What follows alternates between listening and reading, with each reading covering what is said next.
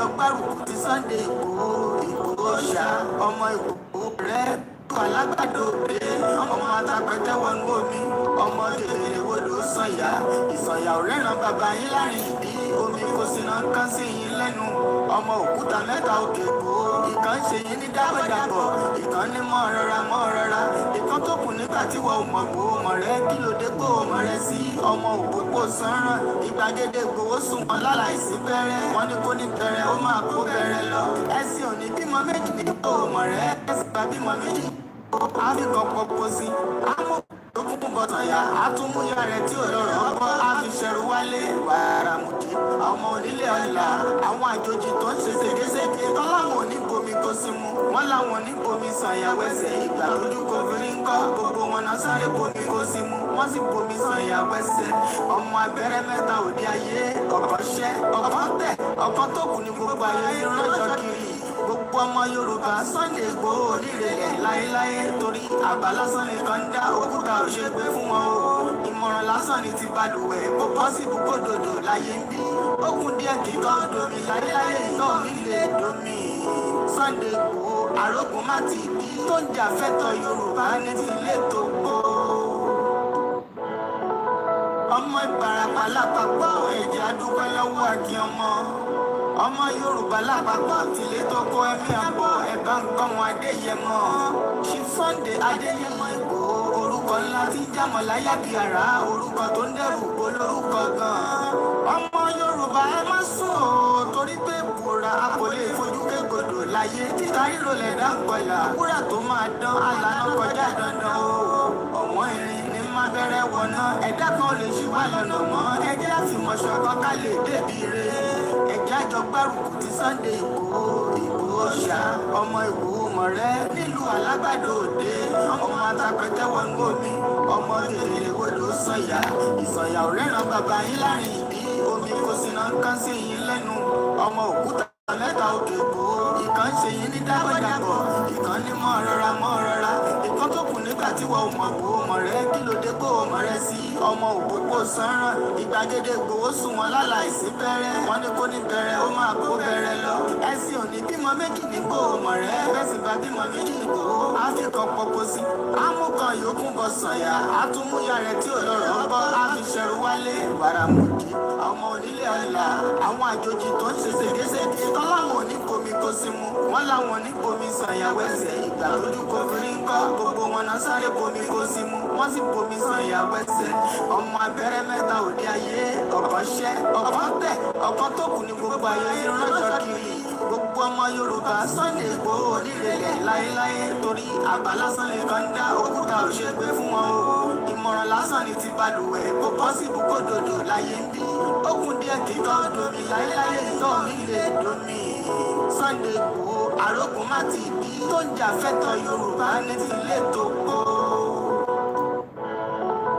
ọmọ Ìbàràpá lápapọ̀ ẹ̀jẹ̀ adúpẹ́ lọ́wọ́ àkí ọmọ Yorùbá lápapọ̀ tìlé tó kó ẹ̀mí àbọ̀ ẹ̀bá ń gbọ́ wọn Adéyẹmọ Chief Sunday Adéyẹmọ Ìgbòho orúkọ ńlá tí jámọ̀ láyà bí ara orúkọ tó ń dẹrù olórúkọ gan-an ọmọ Yorùbá ẹ má sùn o torí pé bùrà a kò lè fojú kégodò láyé títa ríro lẹ̀dá ń pọ̀lá wúrà tó máa dán alànà kọjá dandan o ọ̀wọ́n irin ní má bẹ̀rẹ̀ wọ̀nà ẹ̀dá kan lè ṣì wá lọ́nà mọ́ ẹjẹ́ àfìmọ̀ṣọ́ kan ká lè débi re ẹ̀jẹ̀ àjọ gbárùkù ti Sunday Ìgbòho ṣá ọmọ Ìgbòho mọ̀rẹ́ nílùú alágbàdo òde ọmọ atapẹtẹ wọnú omi ọmọ tètè wodò sànyà ìsànyà ò rẹ́ràn bàbá yín láàrin ìdí omi kò sì náà kán sí yín lẹ́nu ọmọ òkúta mẹ́ta òkè kó ìkan ṣe yín ní dábọ̀dàbọ̀ ìkan ní mọ́ rọra ìkan tó kù nígbà tí wọ́n mọ̀ gbó mọ̀ rẹ́ kí ló dé gbó mọ̀ rẹ́ sí ọmọ òpópó sanran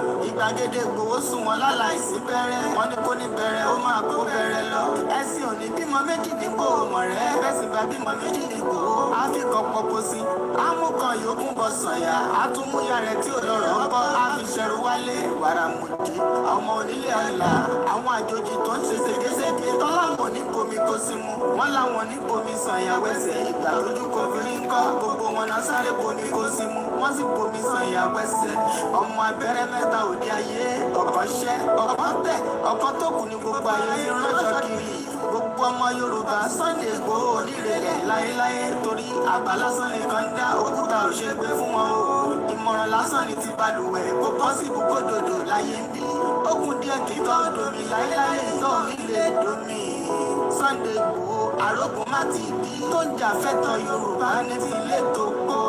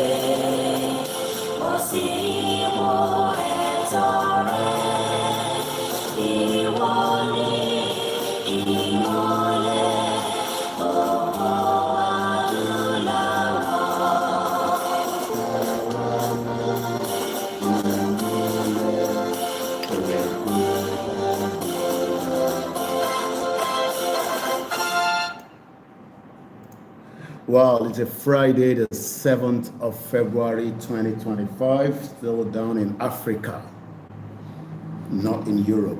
The weather is beautiful down here in Africa. My name is OLAYOMI KOIKI, popularly known as Koikimedia, bringing the world closer to your doorsteps.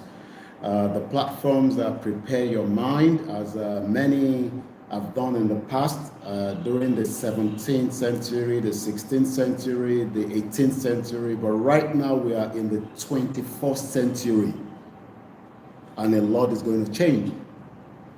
It's either it change through the peaceful means, or it goes the violent, or the anarchy, or it goes through the war. War has always been used to change the demographic of different borders. We hope that things can be resolved without us going through that. But let me make this clear. If anyone thinks that you can push some of us outside and then you control the territory called Yoruba land, you better think otherwise. And this is going to the Yoruba politicians. Even if we get killed, more people will rise up and they will continue the fight. A lot of the Yorubas that are cowards, that are scared, I am not one of those that are scared. I am aware that most of us are worried, are concerned, especially that I'm currently in Africa. I've had a lot of different messages that, Koiki, be very careful, you could be kidnapped, you could be picked up and all that. That is not going to stop Yoruba nation. There are more people that are more deadlier than me, and we are only keeping them very, very quietly so that they do not escalate before things goes the other way around. A very good morning once again, and welcome to my live transmission. I am OLAYOMI KOIKI, live from Cotonou, where I am currently broadcasting from right now. I continue to travel in between the borders. I am not scared. I am not worried. I am not concerned. The white man came to Africa and they were never scared of us. So I'm not saying any reason why I should be scared inside the Africa that belongs to us. The white people left their territory and decided to invade us, change our borders, call us names that we are not. And this generation is going to change it, even if it's going to cause chaos. Even if it's going to cause chaos. But instead of us to go through the chaos part of it, that is the reason why we are creating awareness and we are preparing Yoruba people and the non-indigenous that Nigeria will break. And it has to break so that we can return back to who we are before the white people came to our territory. I do not own England, but I own Yoruba land, and I have every right to decide how Yoruba land will be in terms of where it used to be before the 1914 amalgamation. So let us make it very clear for those of you that are scared. Do not bring your own fear into people like us. We are already determined. I have lived in England for 25 years, and I believe it is time that we come back and build the Africa of our choice, which is Yoruba land. So if you're one of those Yoruba that lives in Europe and scared, please leave that with you. Do not confuse people like us that are determined to liberate our people. Under the leadership of Professor Adebanji Akintoye, we will continue the campaign without a non-violent. We will be coming out for our rally, and I would also be on the ground when that time comes. I am currently still in Africa, in case you are looking for me, or in case you are one of those that are Yoruba enemies, that think that, you want to see me and then you can tell people and give them me out and sell us out. You better be careful, because this generation is different from the previous generation. The last time I was here, before we traveled out, was in 2021. We have learned a lot. We are much more prepared. And we continue to give thanks to Pratik Talon, the president, for giving our father, Professor Akintoye, the privilege to have lived there for a very long time. But if any one of you think that we will live in exile forever, we will cause chaos back home. We will cause all the chaos that you can ever think of. But we don't want to do that. That is the reason why we have a leader called Professor Akintoye. This year will be a final straw for the push of Yoruba nation. And if you're one of those Yorubas that are at home, that think that we are just sitting on the social media, think otherwise. Millions of people's lives is at stake, not just mine. I have the privilege to get back to London, but I refuse to stay here for now. I will return back at the appropriate time, and when the rally is called, I will return again. Mo kí gbogbo ọmọ Yorùbá káàkiri gbogbo àgbáyé. Mo kí wa pé àtúnkàbọ̀ sórí ìkànnì wa tá ń pè ní Koikimedia. Gbogbo àwọn tó bá ṣe ń bẹ̀rù ikú kan ló máa pààyàn.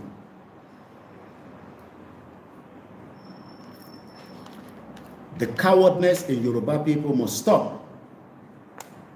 And that is why people can go around and kill us, and we are crying on the social media like babies. We are stupid. Fulani continue to kill us while we are here crying. According to the United Nations, there's a right to self-defense. If people kill you, you got to kill them back, because they're going to kill you more anyway. Since we do not have politicians that should protect us, T.Y. Danjuma says you need to protect yourself. But let us continue to appreciate Professor Akintoye for doing it the needful way, the right way, and prepare millions of Yoruba people, especially in TF, Mukibuwe and whatever platform. Moki Babawa Oloye Bowo.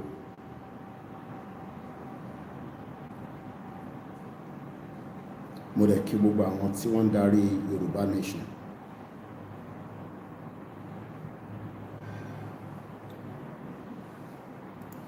My job on a daily basis is to create awareness. As a journalist that have lived in Europe for 2 decades, do not be fooled that a white journalist will tell you exactly what I'm telling you right now. The white journalists has so much problem that they are dealing with in their country right now, from immigration to economy to the corrupt United Nations to the corrupt USAID that have been used to destabilize Africa. So to bá jókòó tó ń dúró pé CNN ló máa sọ fún ẹ pé Nàìjíríà máa break orí bàbá òpè ọmọ àlè bomb bastard olóṣì. Ó ń dúró de BBC. Ó ń dúró kí BBC sọ fún ẹ pé Yorùbá nation lọ́nà àbáyọ olórí burúkú ọmọ àlè bomb bastard. Ó ń dúró de Fox News. Ó ń dúró de Sky News. You think they care about you? Ofi Pawon you care. They care less about whether you kill yourself or you survive. So if we are here coming out under the Koikimedia platform, Taiwan educating, that's of me pé ọ̀nà àbáyọ ní Yoruba nation. Olórí burúkú ààrẹ ń dúró de Baba Adébóyè kò sọ fún ẹ. Kí ni kan Baba Adébóyè pẹ̀lú ayé ẹ̀? Baba Adébóyè ti jayé tí ẹ bó ṣe wà yẹn. Ó dẹ̀ máa jayé tó máa fi kú ni. Wọ́n dẹ̀ bí bàbá yẹn dá kó dárìn bí ṣe sọ lánàá without security. But tí bàbá yẹn bá wá London nísìn kò ní ọlọ́pàá kankan, kò ní ìdí social tó máa tẹ̀lé kiri. Because ó máa pe security wà ní England. And the same thing pẹ̀lú ìyá àdúrà. Bẹ̀yìn olórí burúkú ọmọ àlè tá à ń sọ fún pé Nàìjíríà ń ṣe ìlú wa káwá bá ṣe máa gbéra wa kúrò nínú ẹ̀. Òun dúró káwọn òyìnbó kan ṣẹ̀wá sọ́yẹn fún ọ. Àwọn òyìnbó táwa bá gbé tẹ́pọ̀ lórí burúkú ni wọ́n. Wọ́n ti fìyà jẹ gbogbo wa. Wọ́n ti suffer wa for a very long time. I pray some of you will get visa to get to England so that kí wọ́n náà lọ jìyà díẹ̀. Báwa náà ti ṣe jìyà lọ́hùn. Kò lọ suffer. Kò lọ make pound sterling àti euro. Kò lè send ẹ̀ sílé. Ilé tó ní security. Ilé tí wọ́n intimidate yín.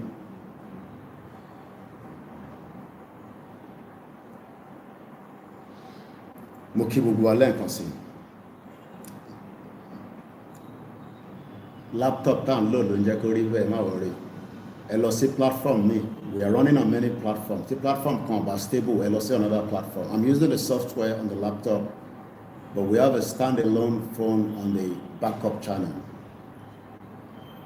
And we are live on other platforms as well. So platform tó bá stable, ẹ lọ sí another platform. We cannot switch anything. So ẹ lọ sí platform tí ẹ ti lè gbádùn ẹ̀. If otherwise, just enjoy the way it is. There might be as well. There's difference between the internet in Africa and the one in Europe. You know, like you can invest. Invest in the media. Whatever to invest in the media, we will use whatever we have. I couldn't travel with all my device, especially because I know I'll be traveling within many parts of Africa. So I only travel with the little resources that I can use. So the platform come back clear, LOC, our channels where we are live on Twitter. I even want most of you to be on Twitter and watch me from Twitter, rather than also watching us on YouTube alone. So Mokibu Bualen can see. Why do we want our own independent country? The reason why we want our own independent country is so that we can be able to live a better life and secure our identity from many enemies. Igbos, enemy one. If they have the chance, they will take us out. Hausa, our enemies. Fulani, our enemies. Àárín ọ̀tá ni a wà. Àárín àwọn ọ̀tá la wà. Tá a bá dé ìgbéra ká dìde ká ṣe the needful. Most of us will suffer. Ká ṣe gbogbo ohun tó gbà tó yẹ ká fi exit nísìn than to be playing around and be messing around.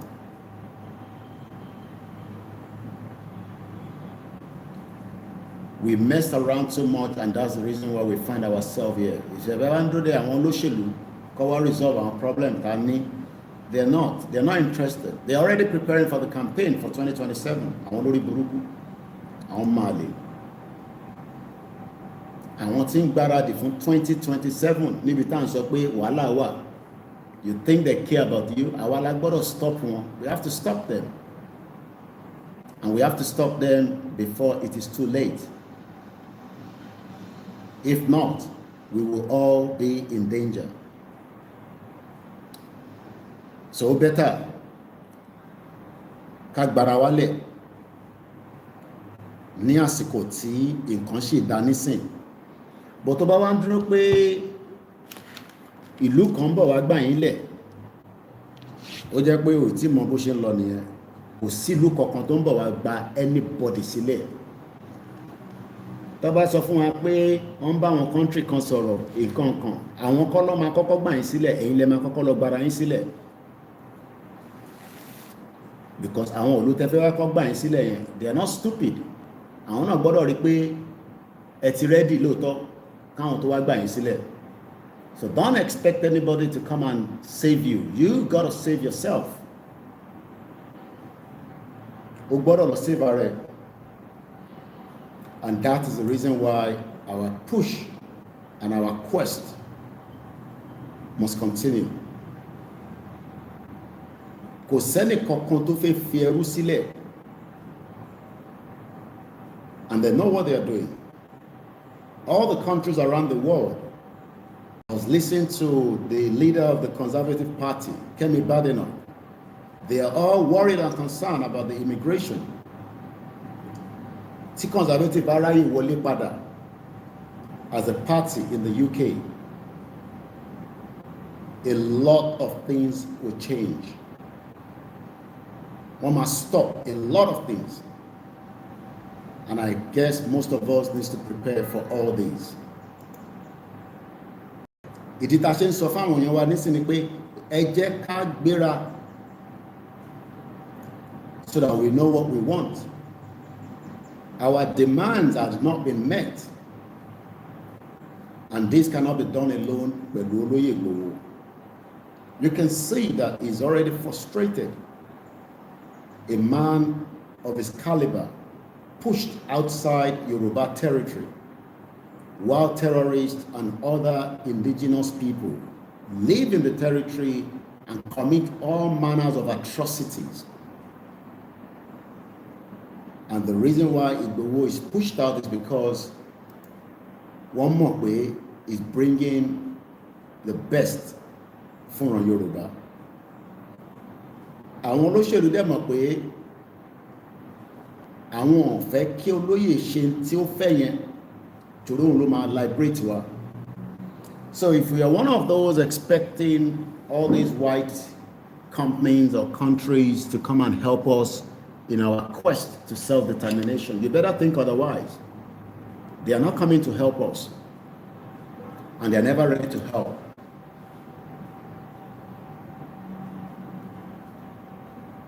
They are not coming to help, and they are never ready to support us. Àwa la gbọ́dọ̀ gbéra ká demand pé enough is enough, and we have to end the situation so that we can be free for the rest of our lives. But if you're expecting that one person is going to come and do it, it is a collective fight. And we're not talking about fight, we're talking about a constructive way to demand our rights. And that's exactly what we have been doing in the last 4 years. Some of you might say that nothing has happened in 4 years. But on that is what Tinubu was able to take himself to become the president. Látara pé Yorùbá dìde pé a fẹ́ gba òmìnira, a fẹ́ gbára wálẹ̀. He took that as an advantage. Tabade Fulaye say again, he will use that as a second advantage to campaign for 2027, which they are already on the track. And for those of you that are saying that we should wait, I'm asking you, wait till when? Wait till when? Until every one of us are captured. You think that every Yoruba people will support Yoruba nation? Olórí burúkú pọ̀ láwọn ọmọ Yorùbá, àwọn olóṣì. Most of them are not interested in having a country. They are more interested in how they can also defraud Nigeria. Especially àwọn tó jẹ́ olówó láàrin wa, àwọn olóṣì olórí burúkú. Àwọn tí jẹ wọ́n ti yó bẹ́kùnbẹ́kùn tí wọn kò sí tó kọ àwọn tó kù. So àwa la gbọ́dọ̀ stop agenda in Nigeria. And the only way we can stop the agenda of Nigeria is to tell them our right must be listened to. If not, gbogbo ẹ máa dàrú. If our right is not given to us, then everybody should prepare for the worst case scenario.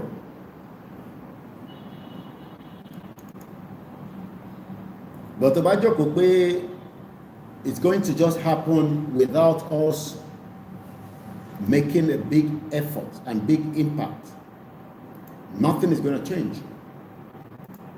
Àwọn ọba wa ti kéjì wọn wọlé sọ̀rọ̀. Èmi wọn bí tí ọba wà tọ́ba ò ní àṣẹ tó dé pàṣẹ pé Yorùbá country la fẹ́ kó dẹ̀ rí bẹ́ẹ̀. It shows that these politicians have destroyed us. So àwa tá jẹ́ mẹ̀kúnnù, all these rights United Nations is only on paper. Tẹ́ ẹ bá make effort láti push fún paper náà lẹ́tí máa kà. United Nations article this, article that. But the reality is that it has to be done physically. But some of us are already getting fed up, forgetting that Nigeria has been in existence for 64 years.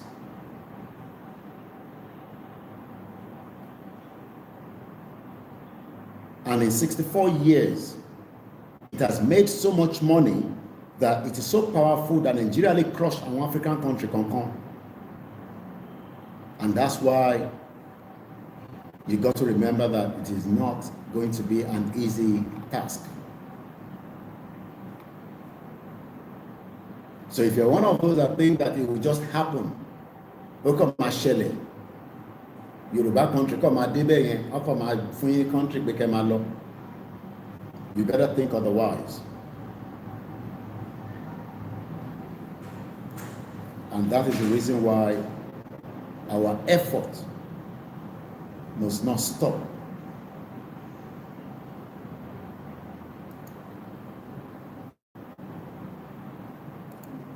The easiest phrase is to say Yoruba nation, but are we ready to get it?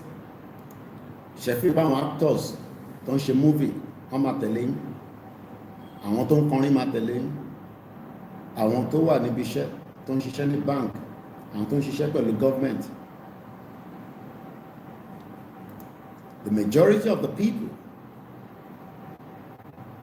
might want it, but there will be a lot of different obstacles, especially the way Nigeria has been designed. Because àwọn òyìnbó tó design Nigeria, what design it to make sure that when a day like this comes, while some of us are asking for independent Yoruba country, àwọn kan máa fà wá sẹ́yìn. Gbogbo yẹn làwọn ti ṣe sílẹ̀. And that is the reason why our effort must be double, especially at this particular junction. We got to double up our effort. Nigeria is part of UN. Nigeria is part of African Union. All this treaty. Gbogbo yẹn kò dé anywhere. It is just on paper.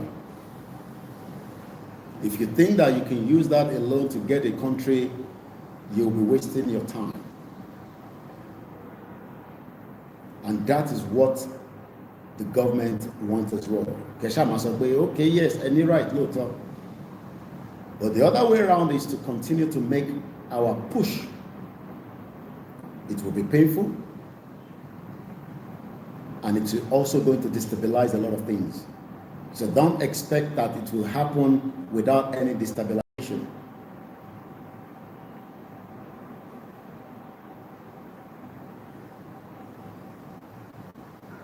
We don't have the kind of firepower, but our voices are very massive and big if we all make use of it together.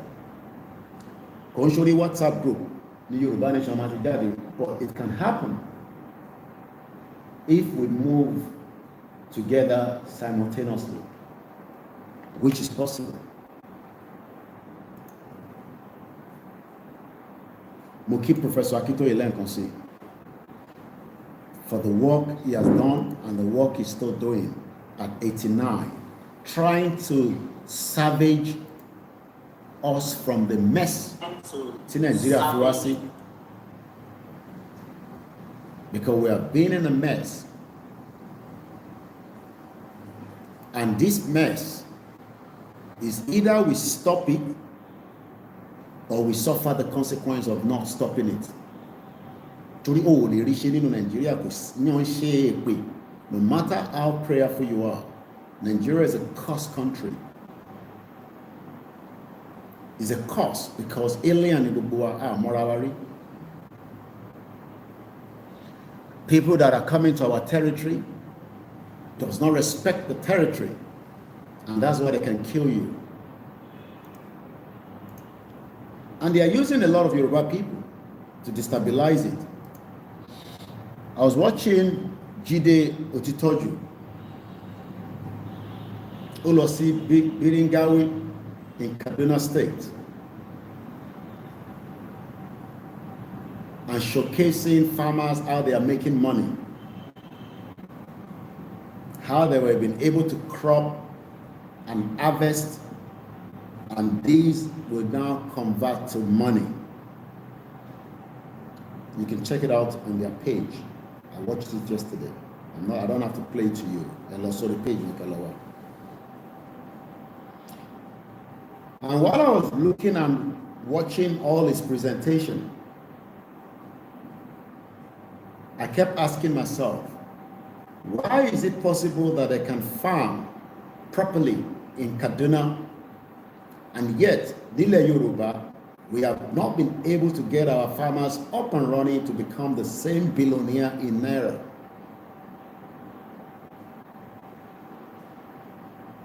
Kí ló dé táwọn farmers ti wà ò lówó lọ́wọ́ tó jẹ́ pé olòṣì ni wọ́n? Kí ló dé táwọn farmers ti wà náà wọ́n lè produce enough to eat and then sell and export? It's because the agenda is to kill the Yoruba territory and make ourselves to feed from the north. And that is the kind of country tó ló ṣì wọ́n sọ fẹ́ mi pé ká wà náà kò ní dá fún bàbá ẹ̀ ni mo sọ àbẹ́ ò ní ṣoríire ikú máa pa bàbá ẹ̀ ni. So you can see the agenda that if the northern part of the country is stable, táwọn lè gbé nǹkan, so màálù ò jẹran tí àwọn wà okay, and the same influx continue to get into Yoruba land that our farmers cannot get to farm. 2021, I traveled with CSI to many different locations in Okeogun axis. And you will cry that a farmer has to go to the market, Olonra Gari. Farmer Olonra in Bonita, and that was 3 years ago. And Igbowo has not been in Nigeria for the last years exactly, after he has been pushed out by Fulani and some Yorubas, and nothing has changed, and our farmers are still struggling on a daily basis. Our farmers cannot become rich nítorí pé the agenda of the Fulanis on Yoruba land and the agenda of the Igbos, the agenda of the Hausa, and the agenda of the foreigners.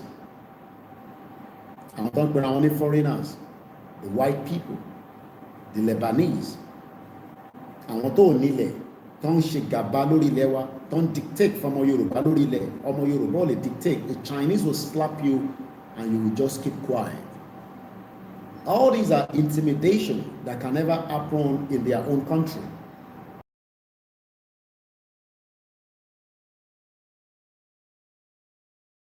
The politicians, the Yoruba politicians are meant to defend and protect our territory against all these mess.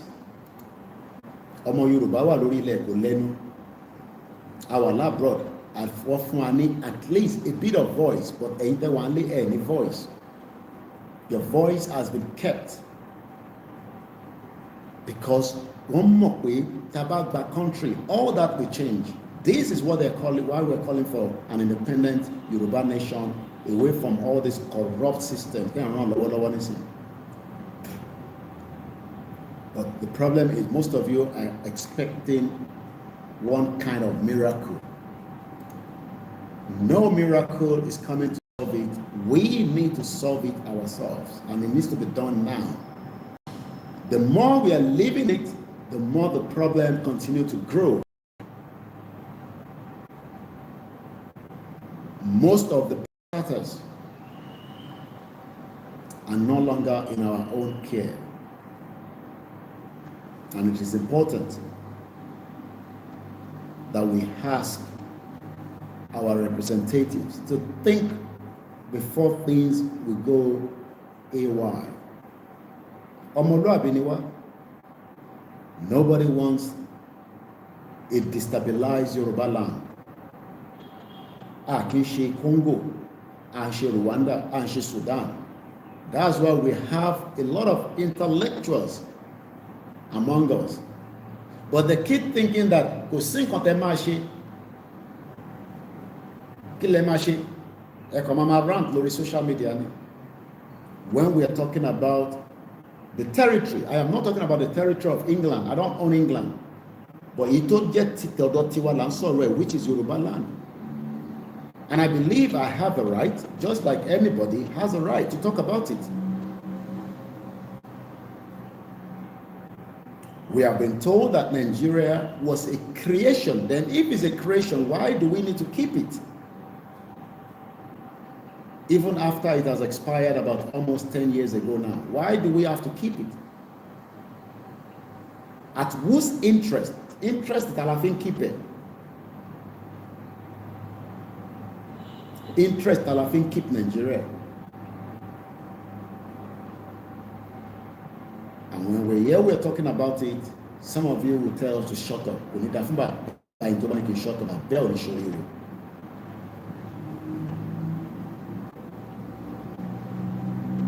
Because what we are asking for, kò tí pọ̀ jù. Ẹ jẹ́ ká jókòó, ká gbé yẹ̀wò, ká review it. Do we still want to continue with one Nigeria? It's a question. We don't want to be part of Nigeria. We want to have our own independent country. How does that become a crime? How does that become a crime? Asking for the right to self-determination. Crime.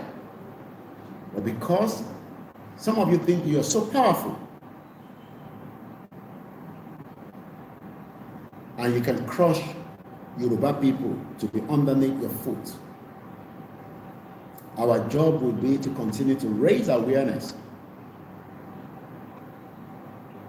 to those that would love to listen. We know that our messages are not penetrating enough because it has been guarded and blocked. But we will continue to tell them that that is the only solution. Kò sí ọ̀nà àbáyọ méjì ju pé kí Yorùbá kó dá dúró, kó yọ rẹ̀ kúrò láàrin ìlú lórí burúkú táwọn òyìnbó ló ṣì tó create fáwọn bàbá ńlá bàbá tiwọn. Torí òyìnbó create fáwọn tiwọn ni wọ́n create fáwa. I don't think some of you understand that ìyà táwa lọ jẹ labroad, wọ́n create Nigeria fáwa gan self, àwa ta lọ gbé lọ́hùn, wọ́n create Nigeria fáwọn ìran tiwọn ni. Torí látara pé àwọn náà fẹ́ survive, it's the survival of the fittest, and tó bá dẹ̀ lè survive ẹni. Now àwa ń survive nísìn, but survive enough because wọ́n ti fi wá sínú ìdọ̀tí. A wà láàárín àwọn ọ̀tá lójoojúmọ́. And the more tá bá ṣì wà láàárín àwọn ọ̀tá, a lè ní àṣeyọrí, a lè ṣoríire, kò ń ṣépè. Because ó gba time wa, time tó yẹ ká fi develop ká wà níbi tí àgbáyé lè máa sọ pé ha àwọn olóńlọ lọ́n kọ́ yẹn kọ́nà àwọn ìran ọmọ aládé tàbá wí tán ní sàmà sọ pé àwọn ìran ọmọ aládé ibo láti jẹ́ ọmọ aládé nínú ilẹ̀ wa gan aṣọ ọmọ aládé ká má ti sọ lábroad. So why are we all telling lies to ourselves? Ká fọwọ́ kọ́ àwọn tí wọ́n ní kájọ ṣe kájọ make that effort. How do you want to travel between Benin and Nigeria? ọmọ máa bí ẹ pé ṣọmọ Nàìjíríà nìyẹn. Whereas ní Niger wọ́n wọlé wọ́n jáde kò sẹ́ni kankan tó ń bi wọ́n ní question between all the northern part and their borders there. But because wọ́n mọ̀ pé Yorùbá ní Benin Republic, Yorùbá ní wọ́n tó fi cross, yet you are intimidated on a daily basis.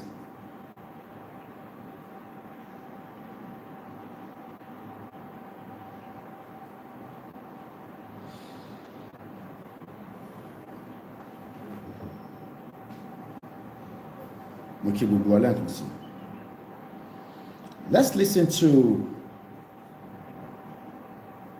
Igboho, how he reacted. I'm sure some of you have listened to it, and you could tell that tá a bá jọ dìde papọ̀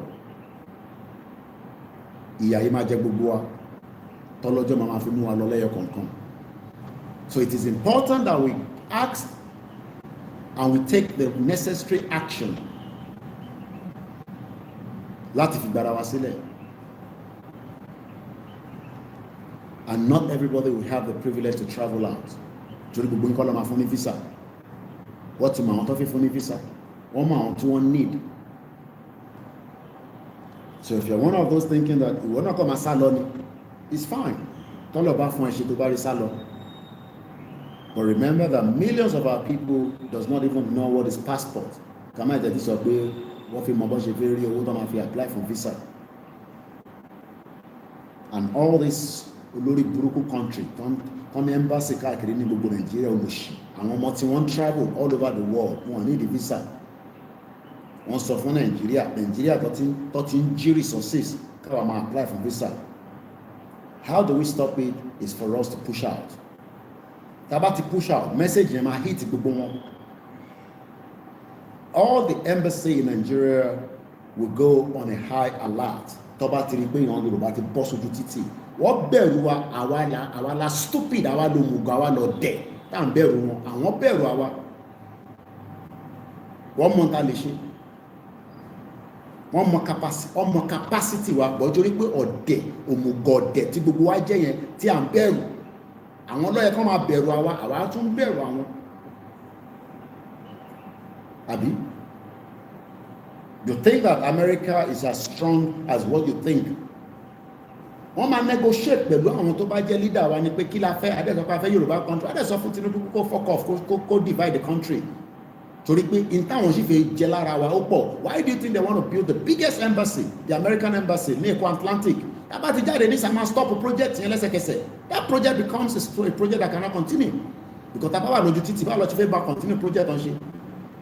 But nígbà tábà jókòó sórí social media tá kan pariwo tá jáde, then ọ̀dẹ̀ ní gbogbo wa nìyẹn, including myself, we are stupid.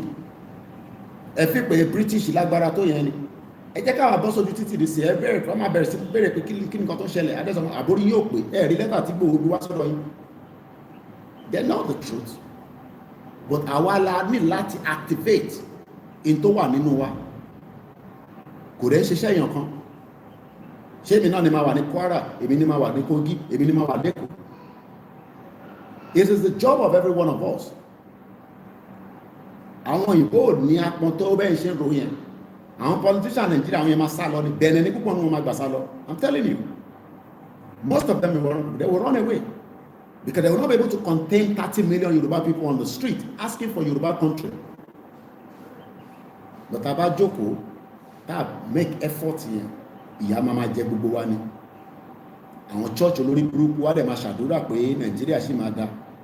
Àwọn máa lè churches tó wà ní Nàìjíríà tó ń sọ fún pé Nàìjíríà máa da. Ọlọ́run kan ń bọ̀, Jésù kan ń bọ̀ wá tún Nàìjíríà ṣàtàná bí Muhammad sallallahu alaihi wasallam àwọn ọmọ àlè mú kí gbogbo apapọ̀ ọlá Jímọ̀ yìí. Gbogbo wọn mọ̀ pé òtítọ́ tó wà ń bẹ̀ ní sí ni pé kí ìran Yorùbá kó dá dúró independently. away from this nonsense tí òyìnbó lórí burúkú tó create in 1914. That is as simple as that. Kò sí iyèméjì kankan bẹ́ẹ̀, kò sí ní referendum. We pull out officially and that is the end. But à ń bẹ̀rù. Kọ́má ìtì sọ̀rọ̀ méjì nísìn, àwọn èèyàn máa bẹ̀rù. Kọ́má ìtì mú nǹkan méjì bá àwọn èèyàn máa bẹ̀rù.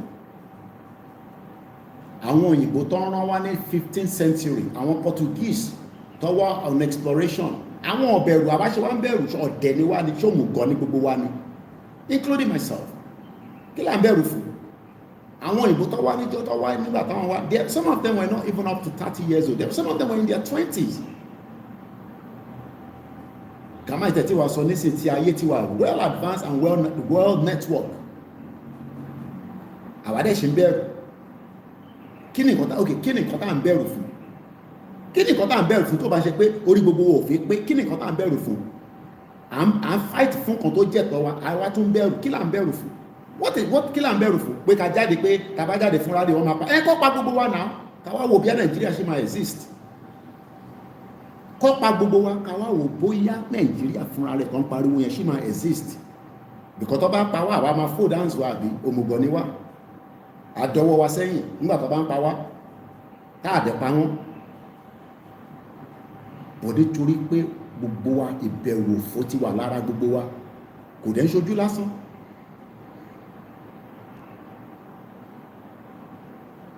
Kọ́má ìtì sàn kan méjì báyìí àwọn èèyàn máa bẹ̀rù. Kọ́má ìtì sàn kan méjì àwọn èèyàn máa bẹ̀rù. But àwọn òyìnbó tó rán wá nígbà tó rán wọn wá, they were not even as strong as we nígbà tó bá wa.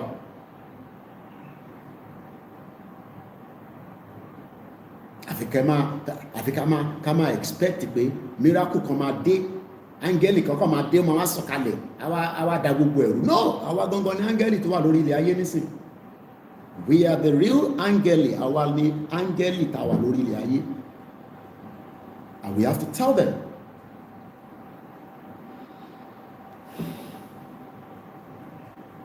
Mo kí Professor Akitoye lẹ́ẹ̀kan sí.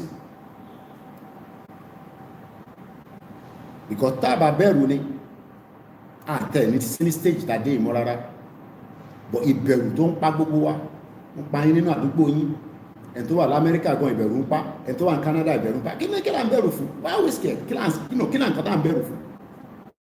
Kí ni nǹkan tá à ń bẹ̀rù gangan fún nísìn? Kí ni nǹkan tá à ń bẹ̀rù fún? Àná àfi gba country àwa tún bẹ̀rù. No, kí ni nǹkan tá à ń bẹ̀rù fún? What is the reason why we are scared? À ń bẹ̀rù Tinubu, à ń bẹ̀rù Shetima, à ń bẹ̀rù Nigeria military, à ń bẹ̀rù sójà, à ń bẹ̀rù DSS, à ń bẹ̀rù ọlọ́pàá. Kí ni nǹkan tá à ń bẹ̀rù? Nígbà tá àìtí pààyàn, tá àfàdíyà, à ń béèrè ẹ̀tọ́ wa, àwa náà ń bẹ̀rù. Àwọn ni kó jókòó pẹ̀lú wa lórí round table.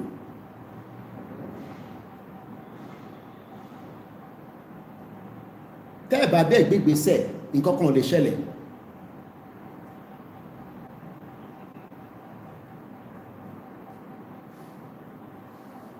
Ìjà tó jà láti October 2023, 7th of October, táwọn Hamas lọ dá wà lálẹ̀ nínú Israel. Ìjà wọn náà ti fẹ́ parí tán bá. Lóòótọ́ ó ti mẹ́mi lọ. Bọ̀ wọ́n lọ tọwọ́ bọ in tí àwọn gan lè tọ́lì. Ṣé wọ́n lè dá Israel mú ni? Nígbàtí Hamas lọ tọwọ́ bọ yìí, tó lọ tọwọ́ bọ irú kìíní kan. Ṣé wọ́n lè dá Israel mú? Ṣé Israel lè dá wọn mú? At the end of the day, wọ́n ti tọ́ padà sórí round table báyìí nísìn. Prisoners swap ń lọ in the last 3 weeks nísìn kí tó kúrò London. Every weekend, Hamas ń release àwọn ọmọ wọn tó mú. Israel náà release àwọn prisoners wọn. Ogun dẹ̀ ti ṣe kí ni, ó ti wálẹ̀ díẹ̀. But ìgbà táwa bá ń bẹ̀rù pé àfẹ́ jẹ́ kógun bẹ̀rẹ̀, jẹ́dẹ́ àfẹ́ ogun dẹ̀ ń wọlé wá káwa mọ́ lójoojúmọ́. Àbẹ́mọ̀ ogun wọlé wá káwa mọ́. Ọ̀tọ̀ làwọn tó ń gbé drugs tó ń gbé wọlé Yorùbá tó fi ń pa brain gbogbo àwọn ọmọ kéékèèké jẹ́, tó ń mu kolos, tó ń fa kolos káàkiri gbogbo Lagos state, gbogbo Ogun state, gbogbo Ondo state. Everybody ti wà on drugs. How do we help our people? Báwo lọmọbìnrin ṣe máa gbé ọyàn síta? Ẹ̀rí fídíò yẹn ni wọ́n ń tọwọ́ bọ̀ lọ́yàn lójú títì tó ló máa gba 20,000 naira and nothing ìyẹn ò dẹ̀ fi ẹ̀yin lára ìyẹn mú yín pé àwọn tó fa wàhálà yẹn wọn làwọn politicians ká fọ́gi mọ́ wọn lórí ká lé wọn léré kí gbogbo àjọ lé wọn léré ṣó yẹ kọ́ ọmọbìnrin gbé ọyàn síta kọ́ máa tọwọ́ bọ́yàn ẹ̀ tó ló fẹ́ gba 20,000 naira lórí TikTok one bastard. Why are we scared? Oh, nítorí ẹ ti bímọ ẹ̀fẹ́ kú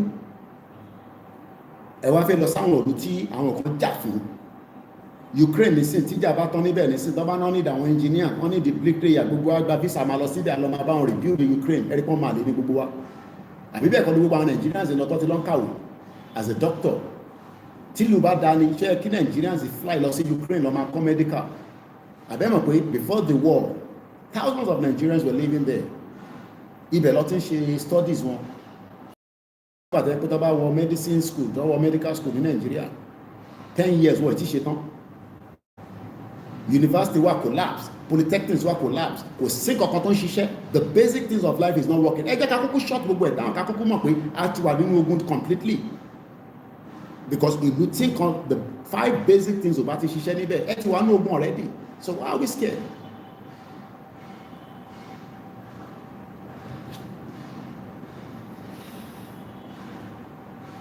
mo kí gbogbo alẹ́ nǹkan sí mo tún kí lẹ́ǹkan sí bàbá mi Akíntóyè ọba Elédùmarè kò ní fi wá sílẹ̀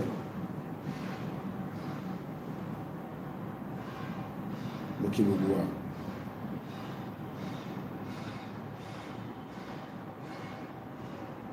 àṣeyọrí la máa ṣe àní ṣàṣetì ó ń ṣọmọ olókùú bẹ́ẹ̀ ni àní sí pẹ̀lú ìyá rẹ̀ àwa la ní síyá àgbẹ̀yìn ojú ló ń kán ìbòjì inú ọ̀run lèmi wà ní símọ̀ sínú òtútù ọ̀run gidi ní mo wà ní 32 ojú ló ń kán ìbòjì òun máa gba síbẹ̀ bò kò ní wá without us making a lot of effort and we will continue our awareness which is exactly what we are doing on a daily basis àdẹ̀pẹ̀ fógun bò tó mo bá fẹ́ dé kó kúkú yà tètè dé ká kúkú mọ̀ pa tó wà nú ẹ̀ kọ́ lè bá wa yanjú ọ̀rọ̀ tó wà ńlẹ̀ tí kò bá ṣe yanjú bá ṣe ń sọ ìdẹ́ kọ́ kúkú wá bá wa yanjú ẹ̀ tó bá ti di crisis because United Nations ò ní dá sọ̀rọ̀ Nàìjíríà tó bá di crisis so tó bá rò pé bóyá United Nations kan bọ̀ wá ràn yín lọ́wọ́ ó dìgbà tó bá ti wọ crisis mode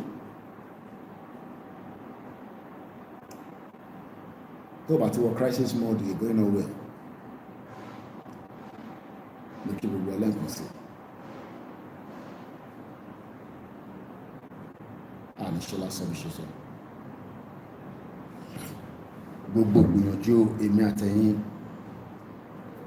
kò ní já sásán gbogbo àwọn tó bá dẹ̀ sọ pé ìran Yorùbá ò ní bọ́ nínú wàhálà táwà náà ẹnu ẹni gbogbo àjọ wa especially ẹ̀yin lówó ẹ dákẹ́ ẹ̀yin lẹ kúkú nìkan tẹ fẹ́ lose àwọn kúkú nìkan ta fẹ́ lose we have nothing to lose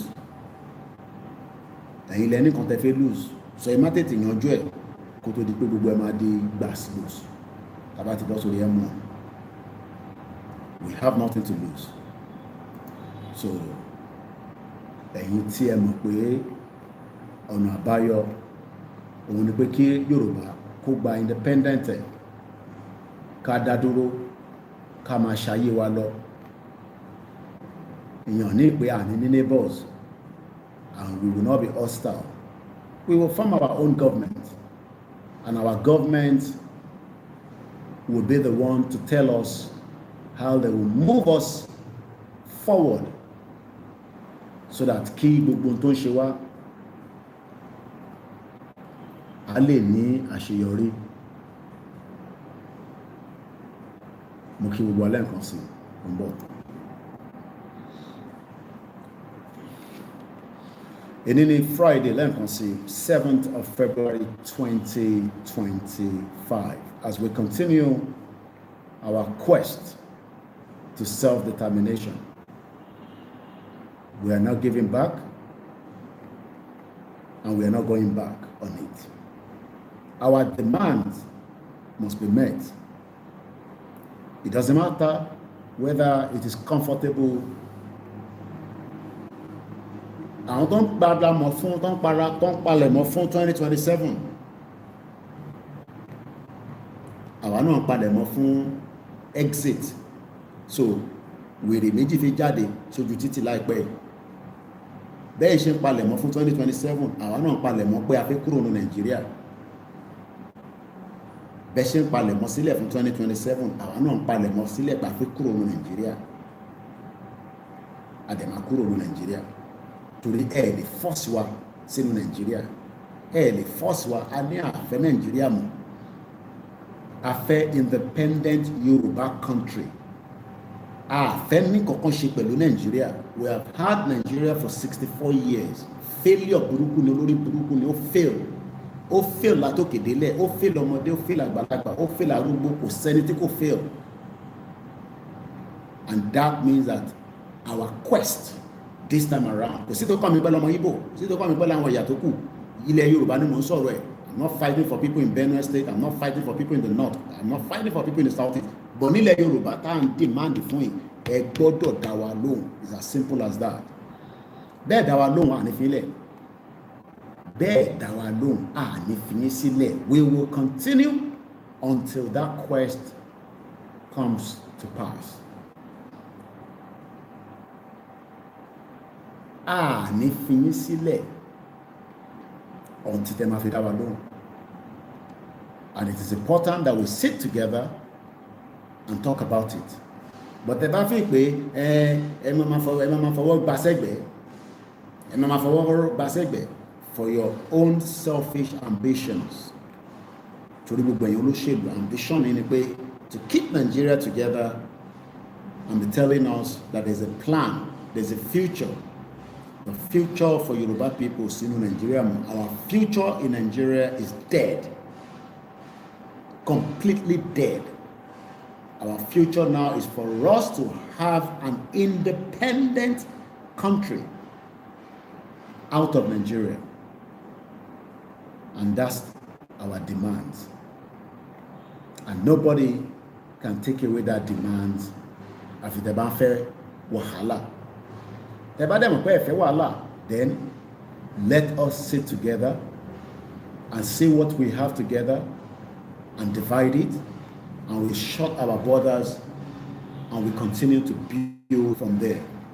But pé ẹ máa fi wá sílẹ̀ pé ká wà ní Nàìjíríà, and then terrorists continue to infiltrate us, and they are moving very faster than even yesterday. Then there is fire on the mountain, and that fire on the mountain means that àtẹ̀yìn we can't afford not to stop it. So better can stop it, you see, before their agenda and their quest. Everybody knows that their quest is to take our land. Everybody knows that àwọn Fúlàní àti Igbo àti Hausa àti British àti America gbogbo wọn fi gbalẹ̀ mọ́ wa lọ́wọ́ ni. That is their agenda. Olúkálùkù wọn ní agenda wọn fi gbalẹ̀ mọ́ wa lọ́wọ́, and we need to stop it, and we cannot joke with it. And if we have to fight it with our last blood, we will fight with our last blood. Ẹni máa kú ló máa kú, ẹni máa yè ló máa yè. I keep saying it. But pé Nigeria máa exist while we are still alive, ìrọ̀lẹ́pà. Ẹ bá dẹ̀ sọ pé ìnílẹ̀ máa mú, ọ̀la lẹ̀ máa mú. Ẹ bá dẹ̀ mú wa, the fight continue. Thinking that if you capture one of us, then the Yoruba nation will just die down. No. The fight will continue, because there are millions of more Yoruba people that will take the job and continue. Mo kí gbogbo alẹ́ kan sí. Mo lọ bẹ́ẹ̀ mo kí mọ̀ sí mi dáadáa. A very strong woman for standing firm on the quest that Yoruba people must be free. Mo lọ bẹ́ẹ̀ mo kí gbogbo àwọn tí wọ́n jẹ́ àwọn ìyá wa tí wọ́n dúró tán dáadáa, tí wọ́n ṣẹ̀ṣẹ̀ méjì tó lọ sí bíbá tó tún lọ sọ́hùn, tó gbà fún bàbá wa Professor Akintoye gẹ́gẹ́ bí the leader for the Yoruba Nation campaign, tó dẹ̀ dúró. Mo lọ bẹ́ẹ̀ mo kí gbogbo ẹ̀yin bàbá wa náà tí ẹ dúró dáadáa, tí ẹsẹ̀ yín ò mì. And none of us should be scared. None of us should be concerned. In tó bá fẹ́ dá bó ṣe máa ń kọ́kọ́ rí nìyẹn. Mo lọ bẹ́ẹ̀ mo kí gbogbo ẹ̀yin groups kankan.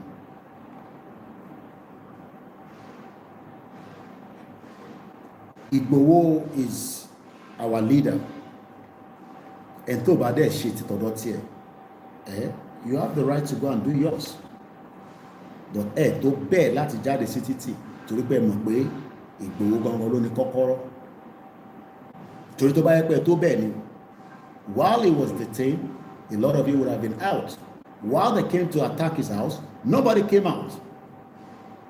Gbogbo ọkọ̀ jánu ni. So Ọlọ́run tó fi kẹ́ wa for now, tó fi protect ẹ̀ fún wa títí di wákàtí, Ọlọ́run náà túbọ̀ bá wa protect ẹ̀ ní gbogbo ìgbésẹ̀, ní gbogbo ìsọ̀rọ̀ ẹ̀. Torí ẹlòmíì ọ̀rọ̀ tó ń sọ yẹn ló ń wá tó fi capture pé kí ni Ìgbòho tó fẹ́ sọ. Kò dẹ̀ sí ọ̀rọ̀ tó lóye bá sọ kò tí sọ tó, torí pé kí ni kò lè wà ní position tó wà nílẹ̀ Yorùbá gẹ́gẹ́ bí ọmọ Yorùbá lénìí tó dẹ̀ ń rí gbogbo tó ń lọ nílẹ̀ Yorùbá tó dẹ̀ ń sọ sí, tí ẹ̀yin kan dẹ̀ sọ di pé ṣé òun nìkan ni, kò ń ṣòun nìkan lóòótọ́, kò ń ṣòun nìkan lóòótọ́, but àwọn tó kù òdìdí náà ni wọ́n sọ̀rọ̀ sí ni wọ́n dákẹ́, wá tán pa wá tán másákà wá. The rest kept quiet. And they kept quiet knowing fully well that Igboho needed everybody to be united. So Mokie, I know how you feel on a daily basis, because apart from your wives and your children, I am the next closest to you. And each time I see and I hear how he talks sometimes, I can feel the pain. And that is why people like us have said, we will sacrifice anything for him.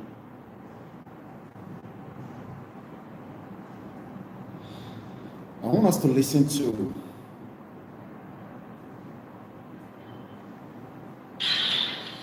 I'm going to play something for us to listen to from CSI. I believe he made this on TikTok some few days ago. Nigeria, kò ní nísìnyí after back me gbogbo ẹ bàbá adájọ́ Yorùbá yẹn ọba ayé ìjòyè ẹjẹ tètè lọ rọrùn gàdé wàrà Fúlàní kí ni mo ṣe ẹbí wà tètè ti tiná bọlé mi tí mi dẹ ti sọ̀rọ̀ sọ ẹ fi mi lọ́rùn lé ẹ tó lọ pa mí lóru mọ́jú ga ọpẹ́ ní fọlọ Ọlọ́run mo dúpẹ́ ṣùgbọ́n mo máa ń sọ gbogbo gbà gbogbo ẹ̀yin tẹ́ wá sílé mi pátápátá àkọ́kọ́ gbogbo ẹ tẹ́ lọ kíná bọlé mi ní ọdà ọs ọlá pé bàbá mi Muyideen Ajani Bello bàbá ti dèrò ọ̀run bàbá lọ ṣàdúrà níbi ìsílẹ̀ yẹn ní 2012 ilé tẹ́ lọ kíná bọ yẹn sẹmọ pé bàbá ló bá mi ṣàdúrà yẹn bàbá ṣàdúrà ẹ wá lọ tíná bọlé yẹn àlùbáríkà ní dáadáa níwájú Ọlọ́run bàbá mi Ajani Muyideen Bello gbogbo ẹ tẹ́ wá tíná bọlé mi yẹn iná òjijì ló joyin tọmọtọmọ iná òjijì ó joyin tọmọtọmọ ni gbogbo ẹ tẹ́ wá tíná bọlé mi ilé yẹn ó dà ọsùn ní sọkà yẹn tẹ́ tíná bọ àlùbáríkà gbé bàbá mi torí mo mọ̀ pé ní Ọlọ́run ni bàbá Muyideen Ajani àlùbáríkà bàbá Muyideen Ajani Bello níwájú Ọlọ́run gbogbo ẹ tẹ́ wá sínú ilé yẹn tẹ́ tíná bọ lóru kẹjọ iná òjijì ni ó joyin ẹ sàn bolo jìjì láṣẹ Ọlọ́run ìyẹn báyìí gbogbo ẹ tẹ́ wá bá mi mọ́lé ní 2021 ní sọkà ní July 1st gbogbo ẹ tẹ́ wá àtẹ̀tẹ̀ ràn wá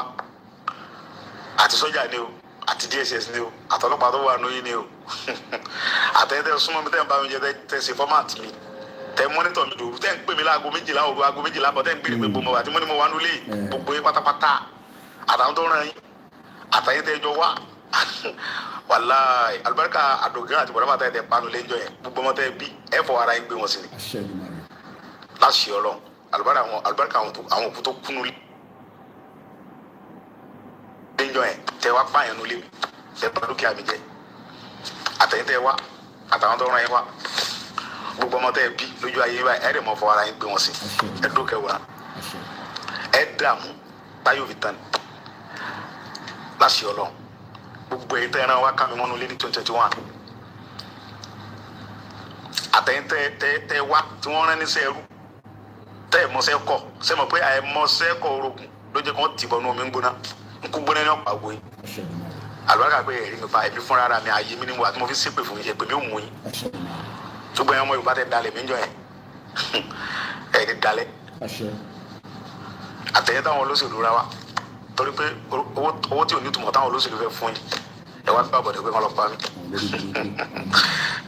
ọjọ́ tí ń kọ́ Ọlọ́run ló mọ̀ torí pé Ọlọ́run ọba tó ní mí òun ló lẹ́mí mi lọ́dọ̀ ẹ̀mí mi Ọlọ́run ló wà ẹ lè ṣe jù yẹn náà lọ ok now olórí burúkú ara àtẹ̀yìn tí ẹni kan lọ pa mí sìn àtẹ̀yìn tó ń rẹwà ṣé tẹ bá pa mí ṣe ẹ lò dúkìá mi mọ́ tì yín ẹ̀yin olórí ibú yìí ṣé ń gbàdẹ́ tí gbogbo àkáǹtì olórí burúkú Buhari ṣe bóun náà lónà kò yẹ náà wọ́n lájọ àgbáyé yọ sọ polójì àtàwọn tó ń rẹwà ń jọ yẹn Buhari olórí ibú yẹn náà nísìn olórí burúkú Buhari àti DSS àti gbogbo ẹni tẹ wálé mi jẹ àtàwọn ọmọ Ìbàdàn bẹnu wọn yẹn náà nísìn ẹ̀yin náà ẹ rí i pé gbogbo ìwà bí gbogbo sẹ bí tẹ ṣe lé mi jọ yẹn ẹkọ góòlù ẹkọ wò mí ẹkọ gbogbo nǹkan mi ìbàdókè àmì jẹ ẹsìn gbogbo yamayama tẹfẹ sí bọ mo dúpẹ́ fọ́lọ́run pé kò fi ẹ̀mí mi lé lọ́wọ́ ọgbẹ̀mí mi lọ́wọ́ yìí ìyẹn tọ́pẹ́ fún mi wájú Ọlọ́run so náà nísìn gbogbo òsì orí bú tẹ wá sí ẹrù pé má jẹ lọ ẹ ní jẹ lọ ẹ sàkú ẹ dààmú njọ torí pé jọ tí n bá ti rántí inú mi ò ní dùn sí i tẹ́ẹ̀fì jáde láyé ẹ ní